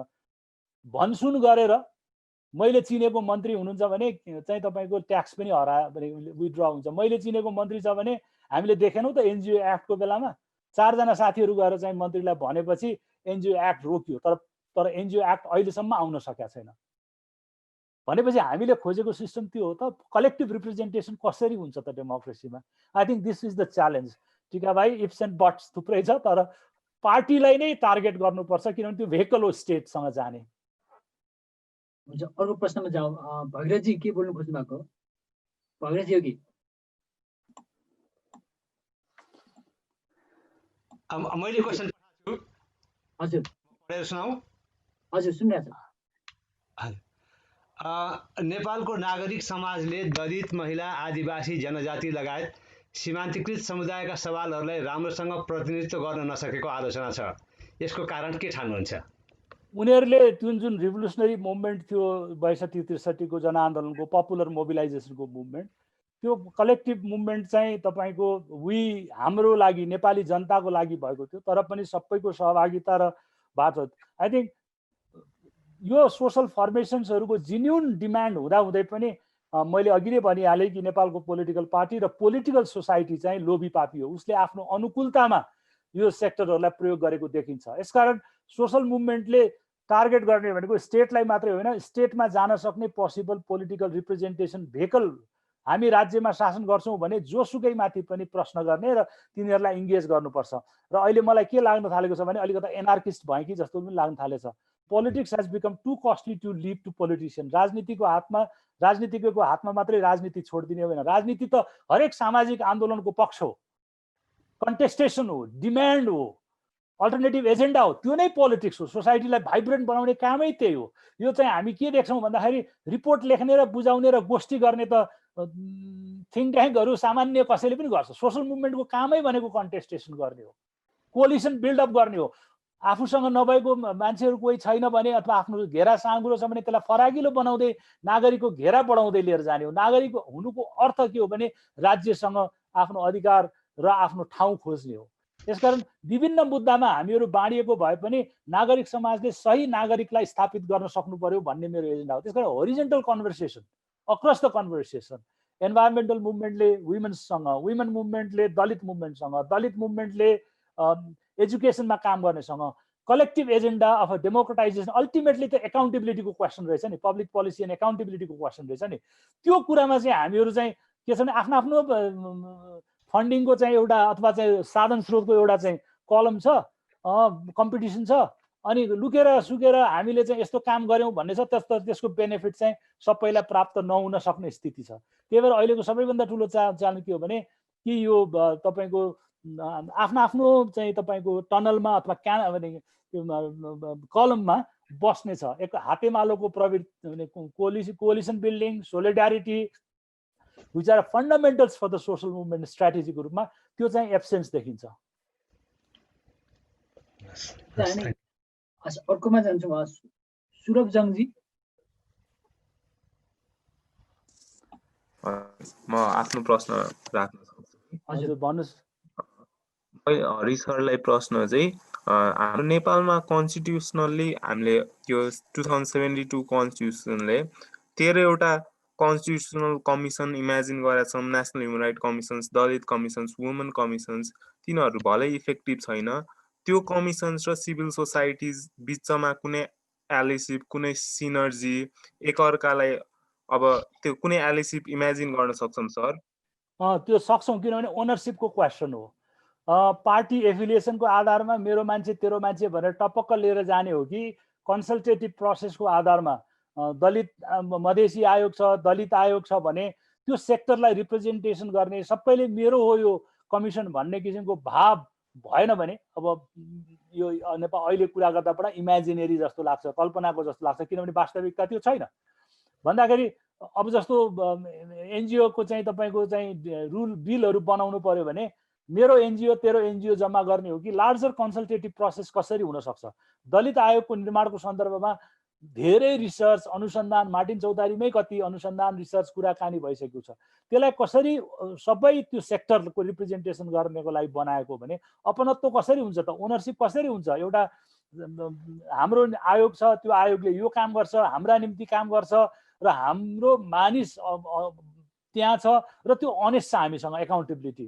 अब दलित आयोगको मेम्बर, माफ गर्नुहोस्, अथवा मधेसी आयोगको अथवा महिला आयोगको मेम्बर महिला र दलित अथवा मधेसी अथवा जनजाति अथवा अन्य कुनै श्रमिकको प्रति चाहिँ जवाफदेही, वफादार अथवा के जवाफदेही हुनुपर्ने सन्दर्भमा अथवा त्योसँगबाट आत्मसात गर्नु सम्बन्धमा जसले आफूलाई अपोइन्ट गर्यो त्यतातिर हुने प्रवृत्ति भएपछि त कसरी हुन्छ त? कन्स्टिट्युसनल बडी भनेकै के हो भने कि तपाईँको त्यसको इन्डिपेन्डेन्स हो, त्यसलाई गभर्मेन्टले रिसोर्स दिन्छ, कन्स्टिट्युसनल भ्यालु दिन्छ, त्यसलाई आफ्नो किसिमबाट एउटा म्यान्डेट दिएको हुन्छ। त्यो म्यान्डेट चाहिँ धेरै अटोनोमस म्यान्डेट छ, कन्स्टिट्युसनमा दिएको म्यान्डेट चाहिँ होइन, सरकारले बनाएको कमिटी होइन नि, त्यो त कन्स्टिट्युसनले बनाएको कमिटी हो।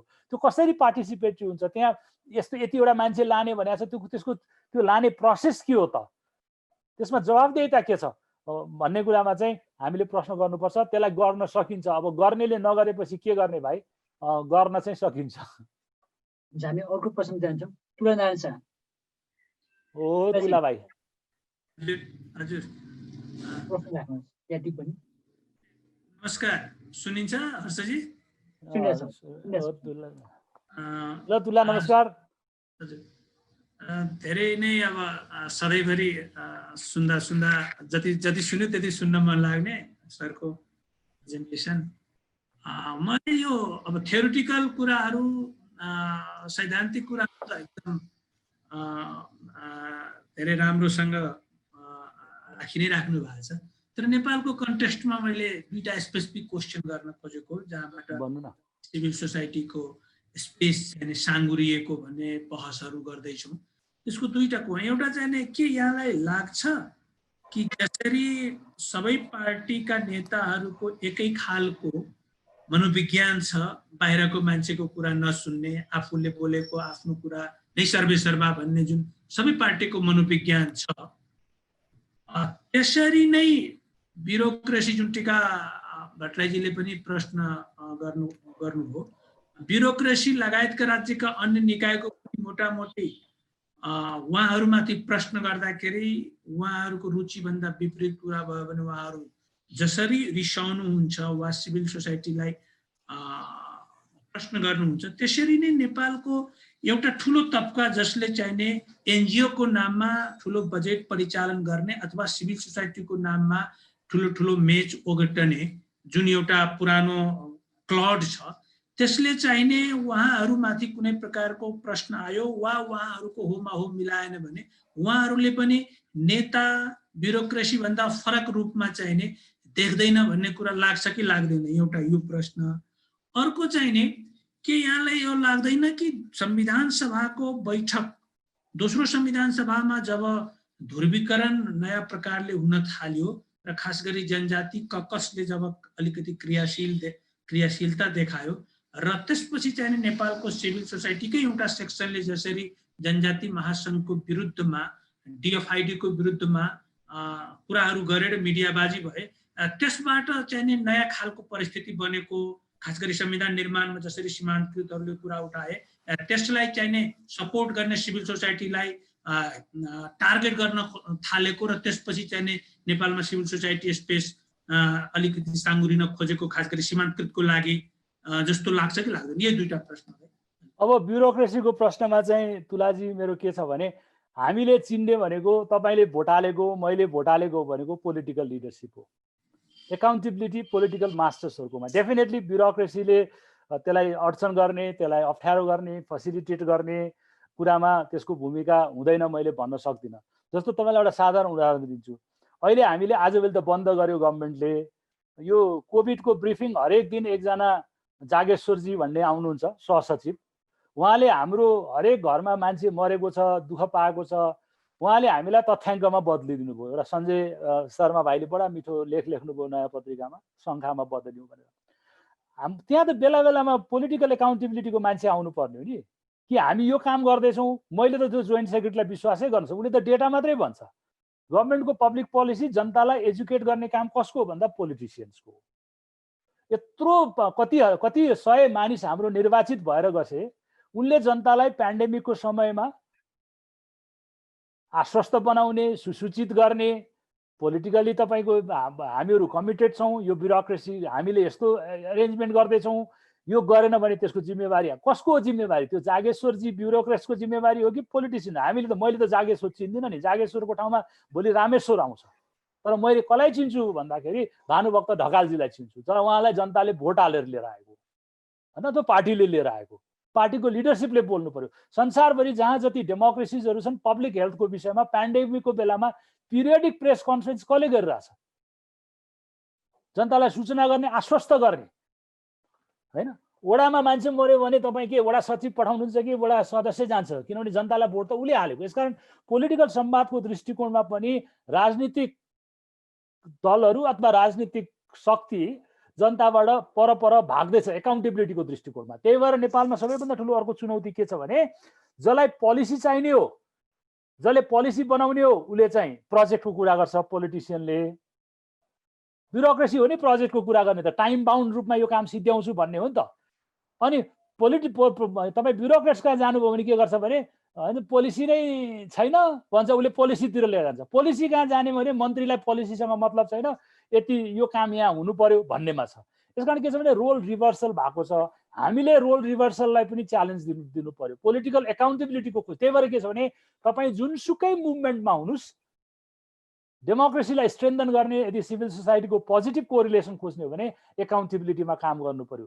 तपाईँको सेक्टरको पोलिसिजहरू कतिको एकाउन्टेबल छ, कतिको एकाउन्टेबिलिटी हुनको निम्ति के छ भने पार्टिसिपेटरी हुनु पर्यो, रिफ्लेक्टिभ हुनु पर्यो, कुरा सुन्ने ठाउँमा हुनु पर्यो। यसकारण के छ भने त्यहाँ ब्युरोक्रेसी त मजाले प्ले गर्छ। अर्को के छ भने गएको नेपालको जुन अस्थिर पोलिटिकल सिस्टम रह्यो, परिस्थिति रह्यो करिब 15-20 वर्ष, त्यो वर्ष के भने हामी पोलिटिकल पार्टीका मान्छे, सिभिल सोसाइटीका मान्छे संविधान भन्यौँ, एक आपसमा लडिरह्यौँ र उसले ब्युरोक्रेसीले के देख्यो भने म त नेपाली राज्यको कस्टोडियन हुँ, मैले नेपाली राज्यलाई जोगाएको हुँ। हिजो पनि त तपाईँको सर्वदलीय संयन्त्रको नाउँमा पार्टीहरूले कुरा गर्दा पनि त बजेट एक्सपेन्ड गर्ने मेकानिजम त उनीहरूसँगै थिए।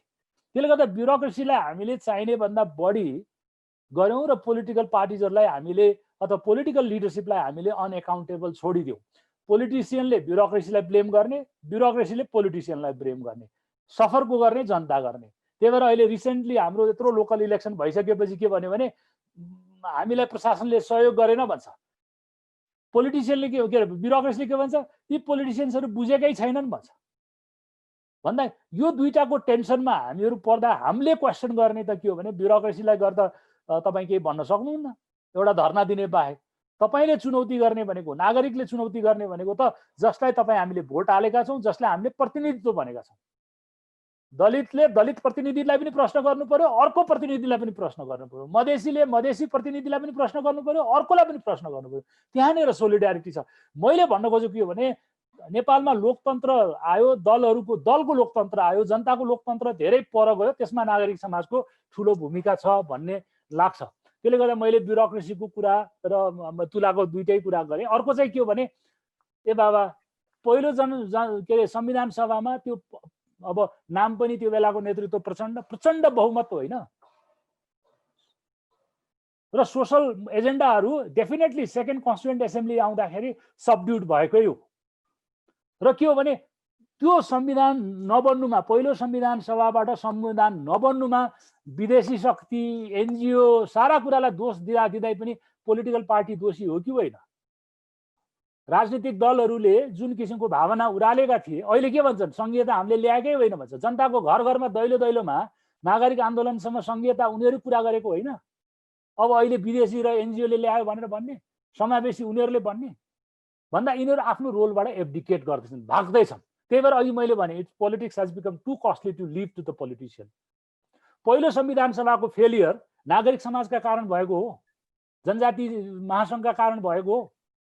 राजनीतिक दलहरूले आफ्नो काम गर्न नसकेका, इन्कम्पिटेन्ट हो। त्यही भएर तपाईँ देख्नु भएन जब 12 बजे राति संविधान सभाको हलमा बत्ती निभ्यो 2 दिनसम्म यी कोही बोल्न सकेका थिएनन्। कति दिनसम्म यिनीहरू बोल्न सकेनन् किनभने दे वर लस्ट। किनभने उनीहरूले आफूले गर्छु भनेको काम जनतालाई मुख देखाउने ठाउँ थिएन। त्यसपछि खेला सुरु भएपछि सबड्युड पोलिटिकल एजेन्डामा म पहिलो कन्स्टिट्युन्ट एसेम्ब्लीको एजेन्डासँग थ्योरिटिकली सहमत हुने नहुन पनि सक्छु, तर के हो भने द्याट वाज अ मोमेन्टस टाइम। त्यो एनर्जी लस्ट हुनुमा, त्यो काम 2 वर्षसम्म लडेर पनि गर्न नसक्नुमा, तर गनिमत के हो भने हामी सबैको प्रेसरको कारणले एउटा कन्स्टिट्युसन त लिएर आयौँ।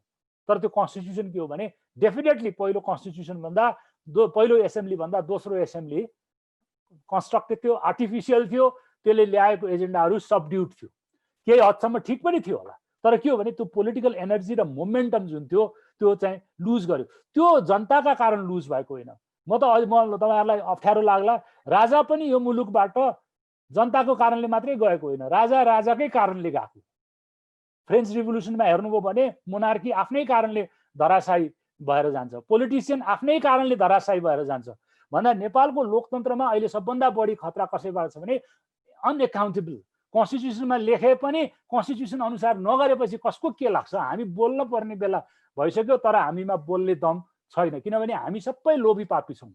मलाई नै हेर्नुभयो भने पनि म विभिन्न समय कुन पदमा काम गरेर बसेको थिएँ। अहिले मैले केही कुरा गरेँ भने मलाई के भन्छ नि, तैँले हिजो के गरे थिइस्, व्हाट्स अबाउट ट्री।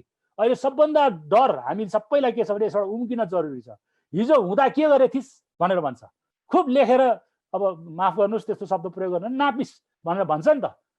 अब त्यस्तो परिस्थितिबाट उम्किनु पर्यो। इन्डियाबाट पनि आएको छ, सोसल मिडियामा पनि त्यो आएको छ। कसैले केही बोल्यो कामना त गर्न पाइयो नि, गल्ती गरे त भन्न पाइयो नि, नयाँ बाटो खोज्छु त भन्न पाइयो नि। तर के छ भने हामीलाई यत्रो लामो सार्वजनिक जीवनमा धेरै मानिसहरू हामीले गल्ती पनि गऱ्यौँ होला, चुक्यौँ पनि होला, तर परिस्थिति ठिक छैन। त्यसले के गरिरहेछ भने अलिअलि बोल्ने मान्छेलाई पनि मुख बन्द गर्ने काम भएको छ। व्हाट्स अबाउट ट्री भन्छ। यो के हो त? हिजो तैँले त यसो गरे थिइस् त, आज त बडा जान्ने भएर बोल्ने, अर्को पक्ष छ यहाँ त्यही भएर बोल्ने भन्ने बित्तिकै कुनै न कुनै रूपमा राजनीतिक रूपमा सामाजिक आन्दोलन रूपमा हामीहरू गरिरहेको। अब केही बोल्यो भने विदेशीको पैसामा बोलिदियो भन्यो। अनि यस्तो राष्ट्रवादको हौवा चलाएको छ कि यो कि देऊ न 25 वर्ष मार्टिन चौतारीलाई अर्को 25 वर्ष पैसा, गएको 25 वर्षको बजेट हेरेर त्यति पैसा देऊ त। विदेशी एजेन्डामा काम गर्छ कि स्वदेशी एजेन्डामा काम गर्छ? अनि के अहिलेसम्म काम गरेको विदेशी एजेन्डै हो त? नेपालीमा छाप्छ, नेपालीमा छलफल गराउँछ। हाम्रो आफ्नै उदाहरण लिउँ न, अब सोसल साइन्स बाहा भन्नुहोस्, मार्टिन चौतारी भन्नुहोस्, विभिन्न तपाईँको नेपाल पत्रकार वातावरण पत्रकार समूह भन्नुहोस्, यीहरू सबैले त कन्ट्रिब्युट गरेछ। नेपाल शिक्षा समूह पत्रकार समूहहरू छ। अनि विदेशीकोमा डोर गर्नु पर्ने के चाहिँ कुरा विदेशीको ल्याएर हामीले बिगार्यौँ? उहाँहरू पनि त विदेशमा एक्जाइल बसेरै आएको त हो नि कतिपय मान्छेहरू। भन्दाखेरि उहाँहरू फन्ड रेज गर्न हुने पार्टी चलाउनलाई, नागरिकहरू चाहिँ फन्ड रेज गर्न नहुने। कन्स्टिट्युसनले हामीलाई सङ्घ संस्था खोल्ने अधिकार दिएको छ भने हामीले पनि खोल्न पाउनु पर्यो, त्यो अनुसारको बजेट जेनेरेट गर्न पाउनु पर्यो, ट्रान्सपरेन्ट हुनु पर्यो, एकाउन्टेबल हुनु पर्यो। पोलिटिकल पार्टी पनि एकाउन्टेबल हुनु पर्यो, हामी पनि एकाउन्टेबल हुनु पर्यो। यसकारण के छ भने अहिले एकदम यो व्हाट्स अबाउट ट्री चलेको छ। तैँले हिजो के गरिस्, आज के गरिस्, के गरेर हुन्छ, विदेशी पैसा ब्लेम गर्न थाल्नु। हामी एकअर्कामा अब परिस्थिति पनि त्यस्तै छ। मास्क नलाएको मान्छे देख्ने बित्तिकै डर लाग्दो जस्तो एकअर्कालाई। हामी एउटा एनजिओले अर्को एनजिओलाई देख्यो, एउटा नागरिक समाजको मान्छेले अर्को नागरिक भने समूहले आन्दोलनको मान्छेले एउटाले अर्कोलाई देख्यो भने पर भाग्ने परिस्थिति भएको हुनाले I think solidarity and accountability is a major problem. त्यही भएर अर्को अघि मैले सुरुमै भनेको कि डेमोक्रेसीसँग, पोलिटिकल सोसाइटीसँग सिभिल सोसाइटीको सम्बन्ध कस्तो हुने हो त्यसले डिटरमाइन गर्छ हाम्रो फ्युचर। यो किताबले पनि फ्युचर पोइन्टर कुरा गरे हुनाले मैले आज के गरेँ भने जे कुरा त्यहाँ छ तर पोलिटिकल पोइन्टर्सहरू के हुनसक्छ भन्ने कुरा चाहिँ गरेँ। र म के हो भने अब लेख्ने मान्छे त होइन, तर सुन्ने देख्ने मान्छे भएको हुनाले तपाईँहरूले मौका दिनुभयो। अरू केही प्रश्नहरू छ? अब त लामो भयो। अरू पनि छन्। विशेष ढकालजी सर मलाई सुन्नुभएको छ? सुनेछ सुरुमा त सरको यो अमेजिङ प्रेजेन्टेसनको लागि धन्यवाद दिन चाहन्छु है। अझै यो बुकै हेरिसकेपछि झन् कति नलेज आउने हो त्यो हेर्ने बाँकी छ। अनि मैले भन्न खोजेको चाहिँ खास के हो भने यो नागरिक समाजको काम भनेको खासमा बहस गर्ने, पैरवी गर्ने, खबरदारी गर्ने हो। अनि यो सशक्त नागरिक समाजको आन्दोलनले लोकतन्त्रलाई चाहिँ अझ सुदृढ बनाउँदै लैजान्छ जस्तो लाग्छ मलाई। तर नेपालको परिवेशमा के भयो भने 2046 भन्दा अगाडि नागरिक समाजले राजाको अब त्यो भन्न त नहुने हो तर राजाको गुलामी गर्ने हिसाबले काम गरे। त्यसपछि 2046-47 आन्दोलनपछि चाहिँ नागरिक समाज अलिकति आफ्नो ट्र्याकमा आएको हो कि जस्तो लागेको थियो। तर 62-63 आन्दोलनपछि फेरि नागरिक समाजहरू जो सत्तामा छन् यस सत्ताको निकट रहेर आफ्नो लाभ उठाउनेतिर मात्रै काम गर्न थाले जस्तो लाग्छ। अब यो नागरिक समाजले आफ्नो ट्र्याक चेन्ज गरिरहेको बेलामा नागरिक समाज चाहिँ मुनाफामुखी भइरहेको अवस्थामा अब यसलाई चाहिँ आफ्नो ट्र्याकमा ल्याउनको लागि चाहिँ के कस्ता कार्य गर्यो भने चाहिँ नागरिक समाज आफ्नो ट्र्याकमा आउँछ होला? अब यो के छ भने नागरिक समाजले तपाईँ भाइ भने माफ गर्नुहोस् विश्वासी भन्छु। विश्वासी तपाईँले जुन प्रश्न उठाउनु भयो त्यो हाम्रो अहिलेको समयको सबैभन्दा ठुलो महत्त्वपूर्ण प्रश्न हो। नागरिक कुनै पनि नागरिक सङ्गठनको नागरिक अर्गनाइजेसन्सहरूको सबैभन्दा महत्त्वपूर्ण पक्ष के हो भने स्वनियमन हो। कसैले निर्देशित गर्यो भने त्यो चल्दैन र अहिले हामीले स्वनियमनको निम्ति आफ्नो स्वायत्तता आफ्नै कारणहरूबाट गुमाउँदै गएका छौँ हैन। हाम्रो सबै सङ्गठनहरू चाहिँ तपाईँ भाइले भने उहाँले विश्वासीले भने जस्तो जीविकोपार्जनको निम्ति भएको हुनाले हैन, जीविकोपार्जन पनि महत्त्वपूर्ण छ। काम नभइकन त कसैले काम गर्दैन। तर के भने हामीहरूमा कतिको पारदर्शिता छ, हामीले गर्ने कामहरू चाहिँ आफ्नो समुदाय जुन समुदायको लागि काम गर्छौँ भनेर भनेको छ त्यो बारेमा हामी काम गर्छौँ कि गर्दैनौँ। हामीले आफैलाई, किनभने हरेक डेमोक्रेसीमा नागरिकको सबैभन्दा ठुलो अधिकार भनेकै उसको स्वायत्तता र स्वनियमन हो, अनुशासनको र स्वनियमन हो। मलाई के लागिरहेछ भने एज अ नागरिकको रूपमा पनि हाम्रो स्वायत्तता र स्वनियमनको स्थिति कमजोर छ हैन। त्यही भएर अब के सुन्छौँ भने यी चाहिँ छाडा भए यिनलाई चाहिँ कन्ट्रोल गर्नुपर्छ भन्छ। स्टेटबाट मैले गरेको कल्पना त के हो भने यसलाई फसिलिटेट गरिदियो हो।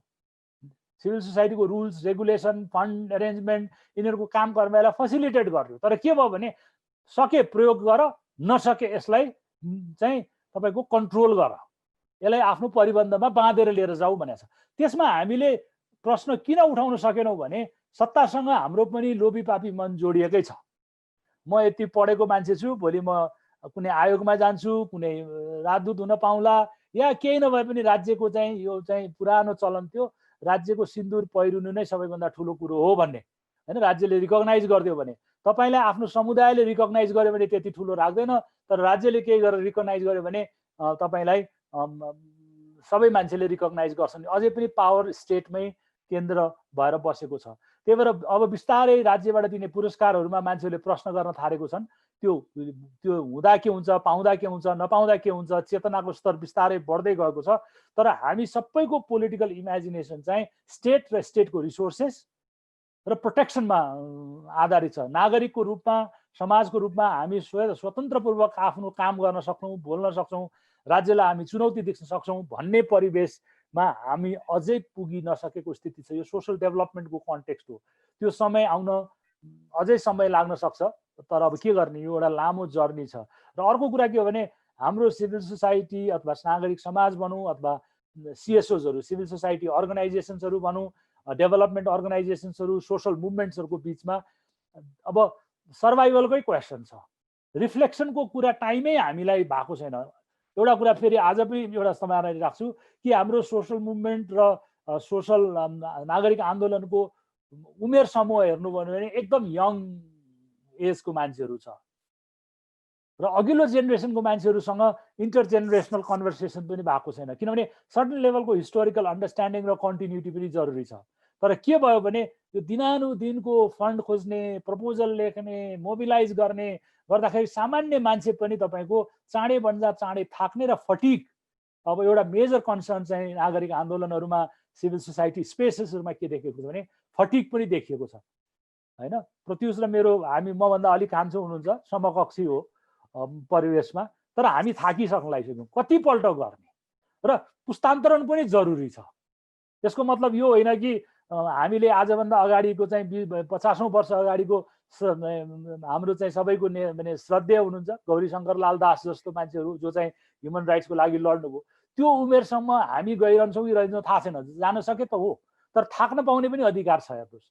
अब मैले गरेँ, यहाँभन्दा म सक्दिनँ, म आनन्दले बस्छु पनि भन्न पाउनु पर्यो। तर के हो भने परेको बेलामा बोल्न सक्ने साहस र आँट पनि लिनु पर्यो। यसकारण इन्टर जेनेरेसनको बिचको कन्भर्सेसन पनि जरुरी छ र नयाँ मान्छेहरू कसरी यो सेक्टरमा पस्छन्, यो आन्दोलनको नागरिक आन्दोलनको नागरिक समाजको परिवेशमा सिएसओ सोसल सिभिल सोसाइटी अर्गनाइजेसनहरूमा कसरी आउँछन्, कस्तो किसिमको स्किल सेट लिएर आउँछन्, कस्तो किसिमको क्वेसन लिएर आउँछन्, त्यो पनि हामीले चाहिँ हेर्नुपर्ने जरुरी छ। र मलाई के लाग्छ भने समय यति चाँडो बढिरहेको छ कि मान्छे 10 वर्ष 15 वर्षमा उसको स्किल उसले गर्नु आर्टिकुलेसन गर्ने, त्यसलाई चाहिँ भावना दिने, मुखरित गर्ने, त्यसलाई चाहिँ तपाईँको क्याम्पेन गर्ने, त्यसलाई अगाडि बढाउने जुझारुपन पनि को स्किलहरू र स्ट्र्याटेजी पनि चेन्ज हुँदैछ। जस्तो सोसल अहिले पेन्डेमिकले पनि हामीलाई त्यो बताएको छ कि new skill set, new ways of thinking र फरवर्ड लुकिङ थिङ्किङ। हाम्रो एनालिसिस जहिले पनि कन्टेक्चुअलको नाउँमा चाहिँ हामी एकदम राणाकालदेखि गर्दै आउँछौँ,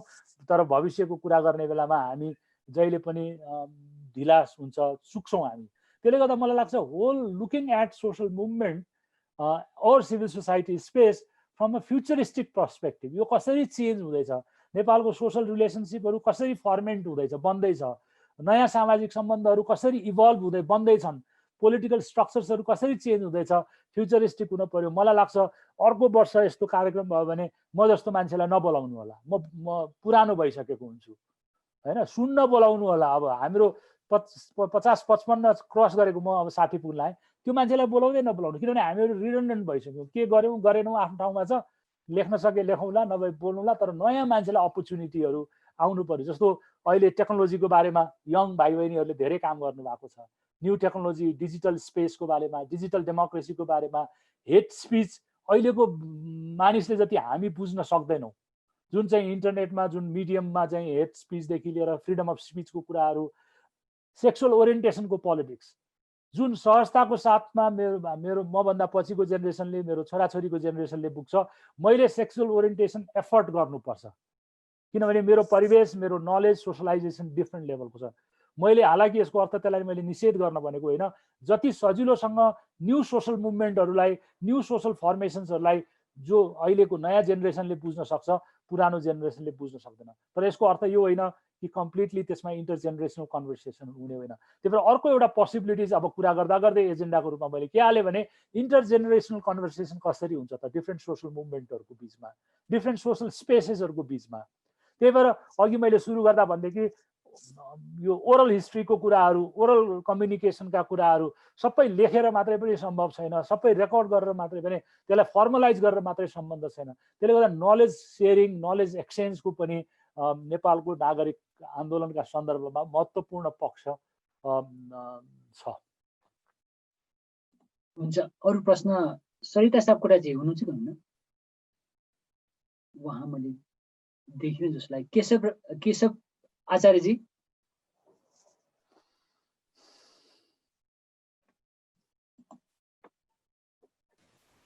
देखिरहेको छैन, मैले उसबाट मात्र भने। मलाई सुनिरहनु भएको छ? हजुर हजुर सुनिरहेको छु। मलाई बडा इन्ट्रेस्टिङ लाग्यो हरि सरको यो के अरे उसमा, जति सुने पनि सुनु लागिरहेछ। मैले खास चाहिँ त धेरै जसो मेरो एन्सर पनि आइसक्यो जस्तो लागिरहेछ। मैले एउटा सानो मात्र सेयर गर्न खोजेँ के भन्दाखेरि, 4वटा सोसाइटीमा रहेका 4वटा एक्टरहरूले के कसरी यो एक अर्कालाई हेर्दो रहेछन् भनेर मैले यहाँ च्याट बक्समा लेखाएको छु। यो मैले भनिरहँदाखेरि लामो होला। खास चाहिँ के भने यो यसको समग्रमा सार तत्त्व के हो भन्दाखेरि 2063-64 को आन्दोलनपछि चाहिँ एक अर्काको यो एक्टरहरूमा एक अर्काको बिचमा ट्रस्ट हराइरहेछ।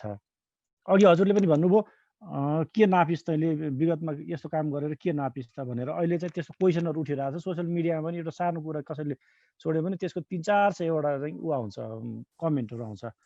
अब मैले चाहिँ हजुरसँग यो सेयर गर्न खोजेको, यसमा सेयर भन्दा पनि बुझ्न खोजेको सिभिल सोसाइटीले कसरी फेसिलिटेट गर्ने होला। अब यसको काम त सिभिल सोसाइटीले नै गर्नुपर्छ एक अर्काको अब ट्रस्ट गर्नको लागि। फन्डामेन्टल प्रिरिक्विजिसन फर नेपालको सिभिल सोसाइटीको सन्दर्भमा हामीले नेपालको प्लुरल डाइभर्स पोसिबिलिटिजहरूलाई बुझ्न सक्नुपर्छ एउटा कुरा होइन। मैले भनेकै कुरा मात्रै हुनुपर्छ, मेरो मात्रै एजेन्डा हो, ठिक छ, तपाईँको एजेन्डा मेरो आफ्नो एजेन्डा आफ्ना लागि महत्त्वपूर्ण छ, तर त्यहाँ म जस्तै थुप्रै अरू पनि छन् भन्ने छ। त्यही भएर सिभिल सोसाइटीको फङ्सनिङ र सिभिल सोसाइटीको डेभलपमेन्टमा डेमोक्रेसी त्यहाँनिर पोजिटिभ कोरिलेसन हो। मैले भन्न खोजेको मतलब formal political institution of democracy होइन, ती डेमोक्रेटिक कल्चर इम्पोर्टेन्ट छ। जबसम्म हामीले त्यो एउटा अहिलेको हाम्रो समयको सबैभन्दा ठुलो चुनौती के हो भने हामीले अर्कालाई कसरी बुझ्छौँ भन्छ, अथवा फरकलाई हामीले कसरी बुझ्ने भन्ने कुरामा हो। फरक त फरकै हो नि त, तर बुझ्नु पर्यो नि। फरकलाई नबुझिकन सँगै हिँड्नै सकिँदैन। नेपालको नागरिक आन्दोलन नागरिक बहुल आन्दोलन हो, यसमा बहुलता छ, यसमा विविधता छ, यसमा फरकपनहरू पनि प्रशस्त छन्। त्यो कारणले गर्दाखेरि के छ भने मैले भनेकै किसिमबाट मात्रै सबै कुरा हुनुपर्छ भन्ने कुरा कुनै वर्चस्वशाली वर्ग या समूह या समुदायले गर्यो भने त्यसले तपाईँको चाहिँ प्लुरल स्पेस र plural notion of civil society चाहिँ मरेर जान्छ। त्यही भएर सिभिल सोसाइटी फङ्सनिङको लागि नेपालमा हुनको निम्ति डेमोक्रेटिक सिस्टम मात्रै हुँदैन रहेछ, सिस्टम त पोलिटिकल पावरले क्याप्चर गर्दो रहेछ। के चाहियो भने पपुलर स्पेस चाहियो, एकअर्कासँग इङ्गेज हुने र एकअर्काको डिफरेन्सेसलाई बुझ्ने, मिडिएट गर्ने, निगोसिएट गर्ने हाम्रै आफ्नै किसिमको चाहिँ कोड अफ कन्डक्ट र तपाईँको चाहिँ एउटा के भने स्पिरिट चाहियो। डेमोक्रेटिक स्पिरिट नभइकन डेमोक्रेटिक सिभिल सोसाइटीको पोजिटिभ कोरिलेसन्स हामी एस्टाब्लिस गर्न सक्दैनौँ। समाजमा हरेक किसिमको विचार हुन्छ भन्ने कुरालाई पहिला एक्सेप्ट गर्नु पर्यो। राम्रो विचार पनि हुन्छ, नराम्रो विचार पनि हुन्छ, तर हामीले एकअर्कालाई सुन्न सक्नुपर्ने भन्ने हुन्छ। त्यही भएर अघि नै मैले भने कि जुन व्यवस्थामा निषेध हुन्छ त्यो व्यवस्था डेमोक्रेटिक हुँदै हुँदैन। चाहे त्यो विचारधाराको आधारमा निषेध होस्, चाहे क्षेत्रको आधारमा निषेध होस्, चाहे त्यो लिङ्गको आधारमा निषेध होस्, चाहे त्यो तपाईँको चाहिँ धर्मको आधारमा निषेध होस्, चाहे तपाईँ नम्बरको आधारमा निषेध होस्। डेमोक्रेसीको अर्को सबैभन्दा ठुलो चुनौती यसको फन्डामेन्टल चाहिँ न्युमेरिकल हुन्छ भन्छ, जसले बढी भोट गर्यो त्यसले भन्छ, तर आवाज कहाँ? एकजना मान्छेको पनि आवाज हुन्छ। न्यायको प्रश्न चाहिँ हरेक एउटा मान्छे पनि भोको रहँदासम्म, एउटा मान्छे पनि तपाईँको चाहिँ छुवाछुतको मारमा पर्दासम्म, जतिसुकै समावेशी भने पनि, जतिसुकै समाजवाद भने पनि प्रश्न त खडा रहन्छ नि त। यसकारण के भने डिफिकल्ट नम्बरको कुरामा जाने हो भने हामी युटिलिटेरियन प्रिन्सिपल अनुसार चाहिँ ग्रेस्टेड धेरै मान्छेको सुख नै सबैको सुख हो भन्यो भने हामी माइनोरिटीलाई, अल्पसङ्ख्यकलाई, नम्बर नभएका, बाणी नभएका मानिसहरूलाई हामीले बिर्सिन्छौँ। बाणी नभएको मान्छे जसको सङ्ख्या छैन, जो बोल्न सक्दैन, त्यसलाई यदि लोकतन्त्रले भोटको नाउँमा मात्रै रिप्रेजेन्ट गर्ने हो र तपाईँको विचारको आधारमा प्रतिनिधित्व गर्ने होइन भने सामाजिक आन्दोलनहरूको सबैभन्दा ठुलो कमी त्यो पनि छ। त्यही भएर जहाँ माइनोरिटी हुन्छ त्यहाँ नागरिक समाजको अथवा सोसल मुभमेन्टको त्यति नै ठुलो भूमिका हुन्छ। बोल्नेले, धेरै सङ्ख्या हुनेले त पोलिटिकल एक्सप्रेसन पाउँछ। आजभोलि मलाई कता कता लाग्न थालेको छ, कसलाई चाहिन्छ त सोसल फर्मेसन, सोसल मुभमेन्ट कसका निम्ति चाहिन्छ त भन्दा जो पोलिटिकल पावरसँग सिधै लड्न सक्दैन भोटको आधारमा, तर आवाजको आधारमा ऊ लड्न सक्छ, आवाज बलियो बनाउन सक्छ। यसकारण आजभोलि माफ गर्नुहोस्, म एउटा लिबरल पोलिटिकल फिलोसफीहरूबाट दीक्षित भएको मान्छे, पढेको मान्छे, अलिकता क्लासिकल ऱ्याडिकल फिलोसफिजहरू पढिरहेको, मार्क्सिस्ट कुराहरू पनि अलिअलि पढ्न खोज्छु, तर मलाई increasingly sorry to say I am turning more anarchist in that sense.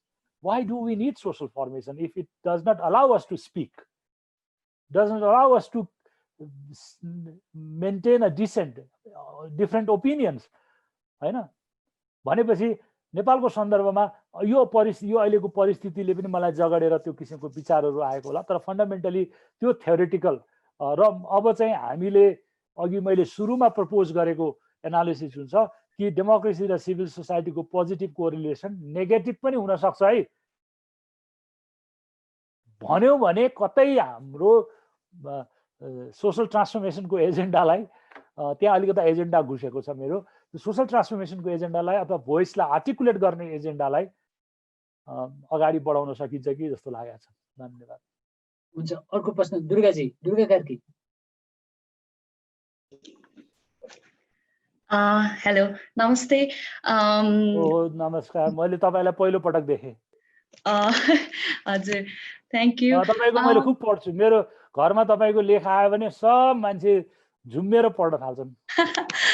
Thank you so much. एकदम इन्ट्रेस्टिङ कन्भर्सेसन भइरहेछ। मैले अघिदेखि हजुरले पोलिटिकल अकाउन्टेबिलिटीको कुरा गर्दाखेरि नै यो कुरा अलिकति आइसकेको चाहिँ होला जस्तो लाग्यो। तर त्यो भइकन पनि सिभिल सोसाइटी अर्गनाइजेसन्सहरूले प्र्याक्टिकली कसरी काम गरिरहेको छन् त होइन भन्ने कुरा, त्यो साइड चाहिँ हुन त यहाँ पनि धेरैजना हुनुहुन्छ होला, अलिकति अघि कुरा पनि आयो। तर त्यो प्र्याक्टिकल एक्सपिरियन्सलाई नै मैले अलिकति यो उसमा नै राख्न चाहेँ। त्यसले गर्दा हाम्रो सिभिल सोसाइटी, मैले यो बुकमा पनि एउटा च्याप्टर गरेको र म आफै पनि यो सेक्टरमा केही समयबाट, एकदमै सर्ट ड्युरेसन हो तर केही समयमा इन्भल्भ भएको हिसाबले चाहिँ त्यो केही अघि सरले भन्नुभयो जस्तै केही कुरा चाहिँ मेरो दिमागमा पनि खेलिरहेको अनि I am asking questions with myself. त्यसले गर्दाखेरिमा अहिले हाम्रो सिभिल सोसाइटी अर्गनाइजेसन्सहरूले डिल गर्नुपर्ने प्र्याक्टिकल लेभलमा भनेको त ब्युरोक्रेट्सहरूसँग नै हो होइन। डे टु डे अपरेसन्सको त कुरा छँदैछ, तर कुनै पनि एजेन्डा लाने हो भने पनि प्रोग्राम डकुमेन्ट पास गर्नेदेखि लिएर इम्प्लिमेन्टेसन एक्सन प्लान पास गर्नेदेखि लिएर everything that has to go through the bureaucrats होइन।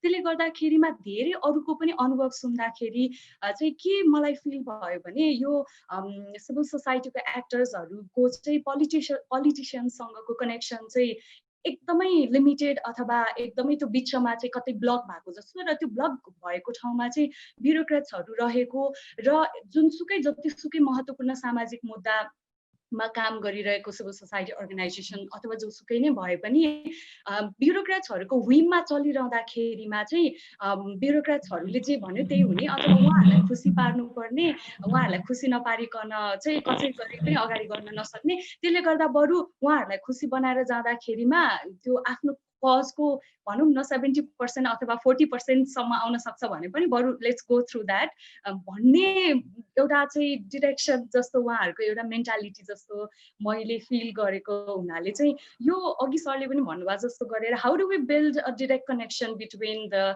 सिभिल सोसाइटीको एक्टर्सहरू र पोलिटिसियन्सहरूको बिचमा, because I effectively see there is Durgaji it's a very important question. त्यो के हो भने हामीले हाम्रो सिभिल सोसाइटी फर्मेसन्सहरूलाई डेभलपमेन्टको भेहिकलको रूपमा गऱ्यौँ। डेभलपमेन्ट चाहिँ स्टेटको एजेन्डा भयो, त्यसको कस्टोडियन चाहिँ ब्युरोक्रेसी भयो। हामीले सिभिल सोसाइटी फर्मेसनलाई पोलिटिकल चेन्ज र ट्रान्सफर्मेसन देखेनौँ। जहाँ स्टेटले डेभलप गर्न सक्दैन, स्टेटको एजेन्डामा कम्प्लिमेन्ट गर्नको निम्ति कन्ज्युमर के भन्छ उपभोक्ता समिति बनाइदिनेदेखि लिएर निर्माण समिति बनाउनेदेखि लिएर हाम्रो होल सिभिल एक थरीको ग्रुप जुन डेभलपमेन्ट गएको 20-30 वर्षको जुन डेभलपमेन्टको इमेजिनेसन छ त्यसमा पोलिटिकल स्टेट चाहिँ अनएकाउन्टेबल भयो, न्यारो भयो। त्यसलाई वाइडन गर्नको निम्ति सिभिल सोसाइटी चाहिन्छ भनेर फन्डर डोनरदेखि लिएर सारा मान्छेले पनि सिभिक पार्टिसिपेसनको नाउँमा नन पोलिटिकल पार्टिसिपेसनको रूपमा सिभिल सोसाइटीलाई तेर्साएको। To me civil society organisations or civil movement is inherently political.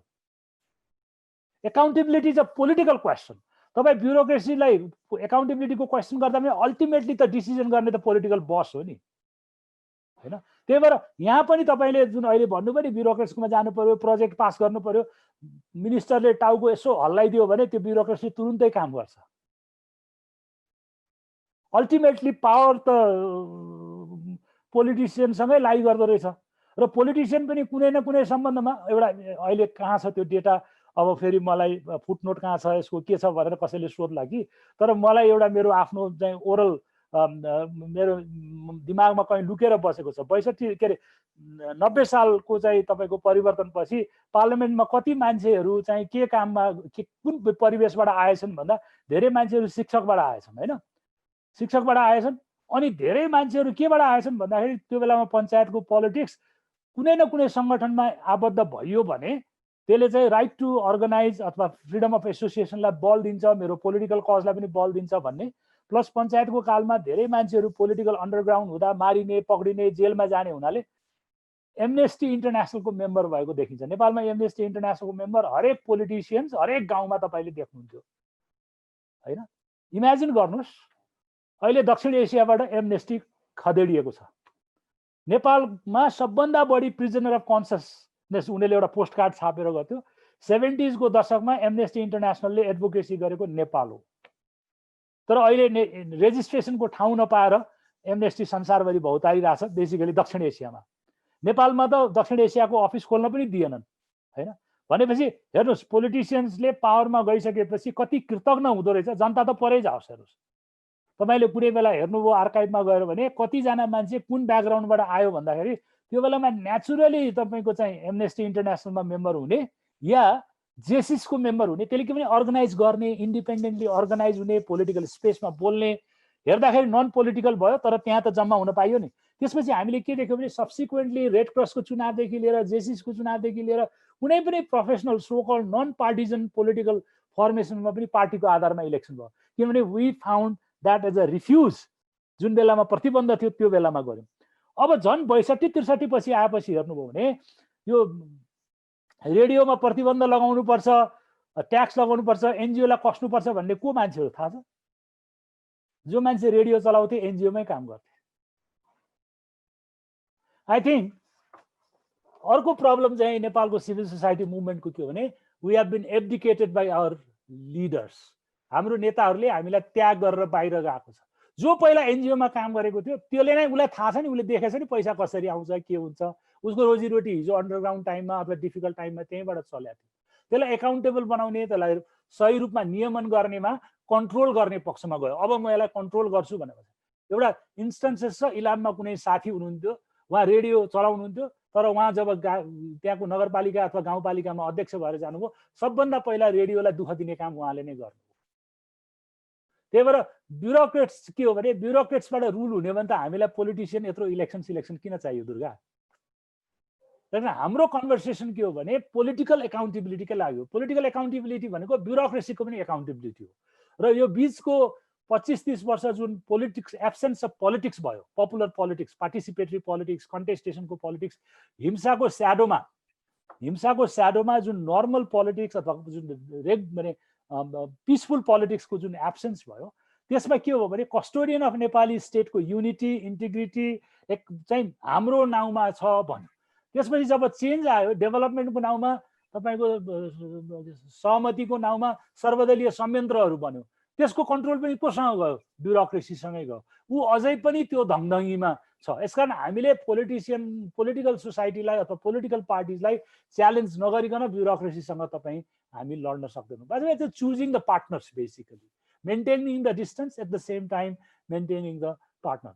अर्को कुरा चाहिँ नेपालको सिभिल सोसाइटीको सन्दर्भमा, यो किताबको सन्दर्भमा पनि मैले सर्र हेरेँ, पुरै त पढ्न पाइनँ। मैले बिस्तारै च्याप्टर पल्टाउँदै एउटा क्यामेरा फोटो रिडिङ जस्तो गर्दै गएँ।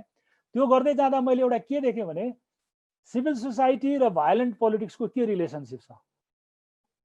90s को दशकमा जब सिभिल सोसाइटी अथवा एनजिओजहरू अथवा सोसल फर्मेसन्सहरू बन्दै गयो, अनि मैले क्वेसन गरेँ, where do rights come from? अधिकार कहाँबाट आउँछ? अधिकार आन्दोलनबाट आउँछ, तर आन्दोलन सकिसकेपछि अधिकार कहाँबाट आउँछ? डेलिब्रेसनबाट आउँछ। पार्लियामेन्ट्री डेलिब्रेसनबाट आउँछ, पोलिसीको डेलिब्रेसनबाट आउँछ, र फ्रन्टियर्सहरू एक्सप्यान्ड हुँदै जान्छ। एउटा पोलिसीको के भन्छ इनएडिक्वेसिसमा अर्को पोलिसी निर्माण हुँदै जान्छ। इट्स अ ग्रेजुअल प्रोसेस, एउटा रिभोल्युसनरी प्रोसेस। पिपलले स्ट्रगल गर्छ। And to give you a much more easy example, democracy which we thinks today, आज हामीले लोकतन्त्रलाई जति चाहिँ इन्क्लुसिभ समावेशी सम्झिन्छौँ, लोकतन्त्र त्यति इन्क्लुसिभ होइन। यो एक्सक्लुसिभ सिस्टम भएको, यो पेरिफेरल पोलिटिक्सले, सोसल क्याटेगोरिजहरूको चाहिँ कन्टेस्टेसनले डेमोक्रेसीको दायरा ठुलो हुँदै गएको। त्यही भएर आजभन्दा 100 वर्ष अगाडि वुमेनको भोटिङमा अधिकार थिएन, 50 वर्ष थिएन भन्यो भने वुमेन्स मुभमेन्टको पावरले त्यो चेन्ज भएको हो नि, वर्कर्सको मुभमेन्टले त्यो पावरले चेन्ज भएको। सो डेमोक्रेसी अझै पनि एक्सक्लुसिभ छ। यसलाई इन्क्लुसिभ बनाउने पेरिफेरीको स्ट्रगल छ। This is the rights come from the periphery one, the right also come from the centre, from the deliberative politics. अब के भयो भने 90s को दशकमा women's movement was a quite strong. Property राइटको मुभमेन्ट थियो, शरीरमाथिको चाहिँ प्रजनन सम्बन्धी अधिकारको कुरा थियो, अन्नपूर्ण भर्सेस स्टेटको कुरादेखि लिएर सारा कुरा।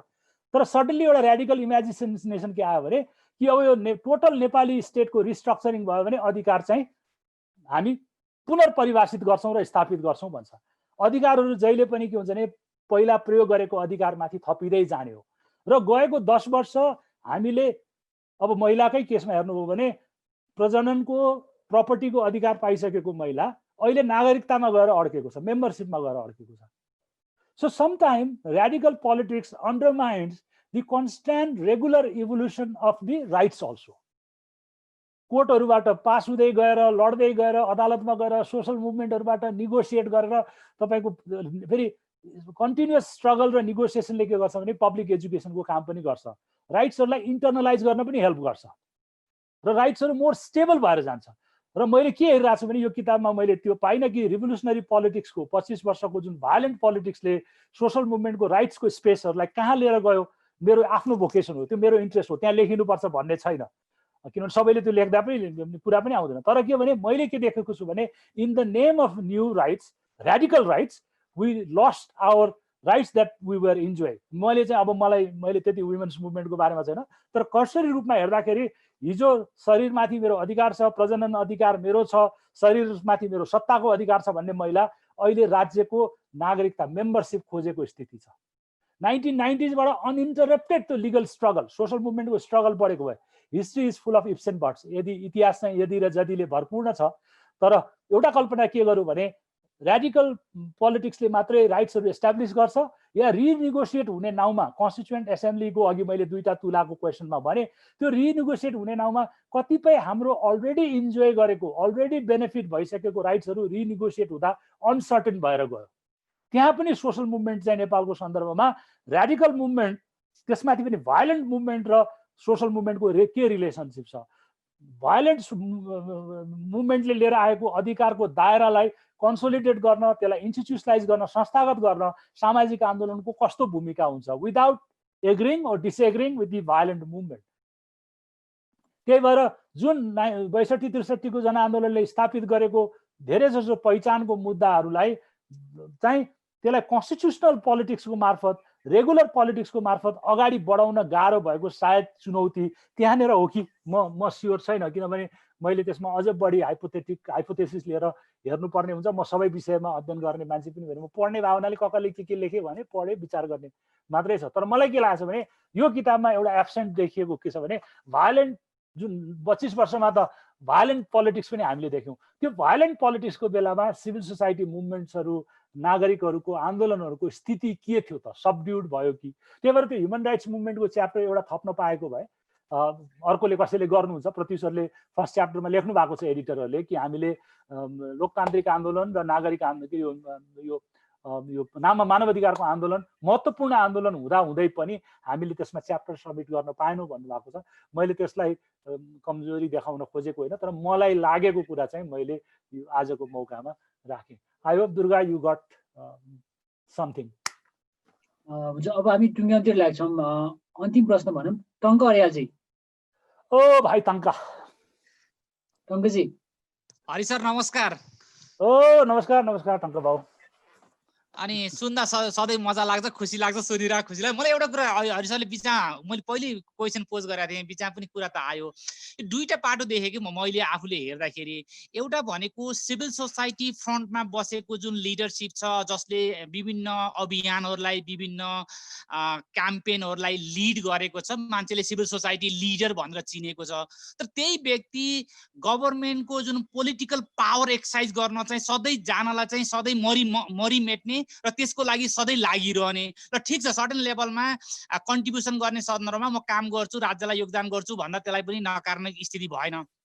तर अघि हरि सरले पनि भन्नुभयो दुर्गाजीको क्वेसनको आन्सरको सन्दर्भमा जस्तो लाग्छ, यो ओपन गभर्मेन्ट पार्टनरसिपको ग्लोबल एउटा फ्रेमवर्क छ, त्यसमा सिभिल सोसाइटी र गभर्मेन्टको तर्फबाट चाहिँ इक्वल पार्टिसिपेसनमा जुन नागरिकका समस्या पहिचान र समस्या समाधानमा काम गर्ने जुन फ्रेमवर्क छ, त्यसमा पनि सिभिल सोसाइटी फ्रन्टबाट राज्य जुन सत्तामा पुगेका मान्छेहरू रेगुलर अरूभन्दा बढी निरङ्कुश भएको अथवा सिभिल सोसाइटीप्रति अनुदार भएको देखिया छ ग्लोबल्ली हेर्दा नै।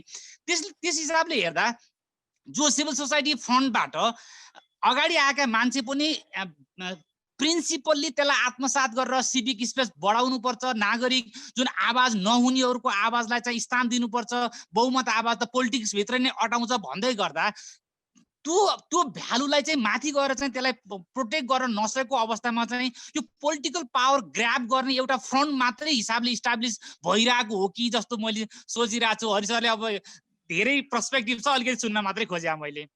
होइन, यो एउटा बडो चुनौतीको समय हो कि हुन त अब यो पावर भन्ने चिजै बडा अनौठो रहेछ।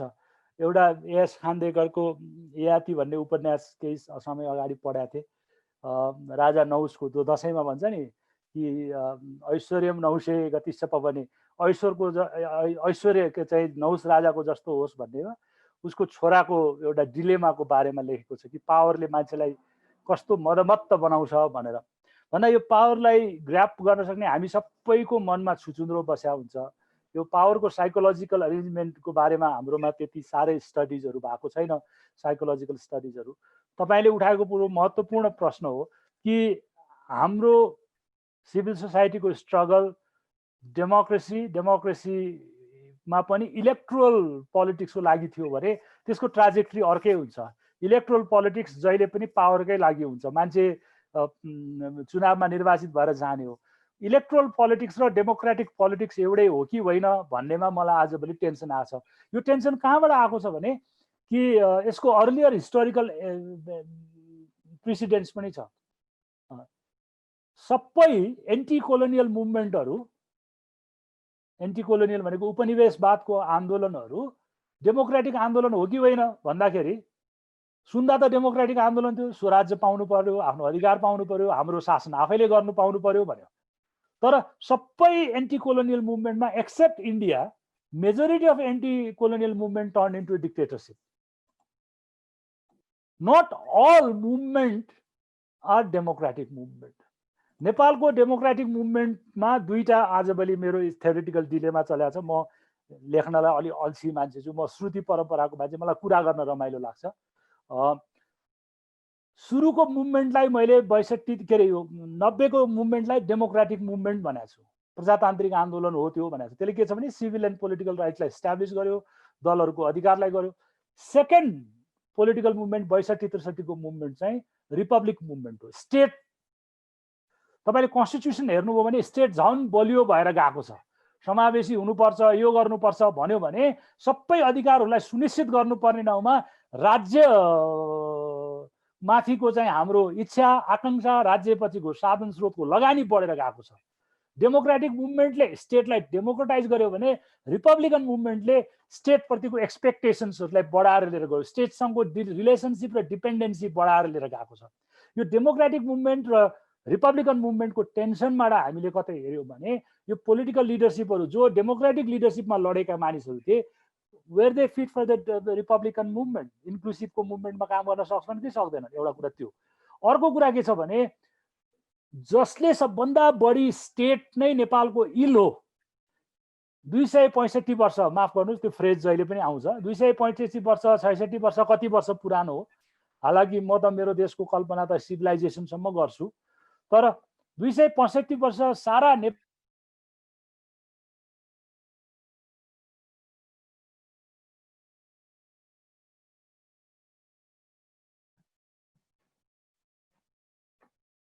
स्टेटलाई अझ बलियो बनाउने र स्टेटलाई अझ बढी अधिकार सम्पन्न बनाउने। किनभने दलितलाई कसले अधिकार दिन्छ भन्दा स्टेटले अधिकार दिन्छ, स्टेटले रिसोर्सेस गर्नुपर्छ भन्ने किसिमबाट चाहिँ यो स्टेटिस्ट मुभमेन्ट, स्टेटको क्यारेक्टर चाहिँ फन्डामेन्टली परिवर्तन भएको छ।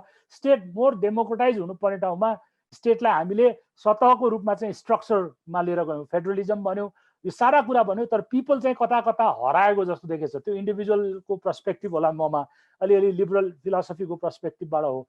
Where is a people in this republican movement?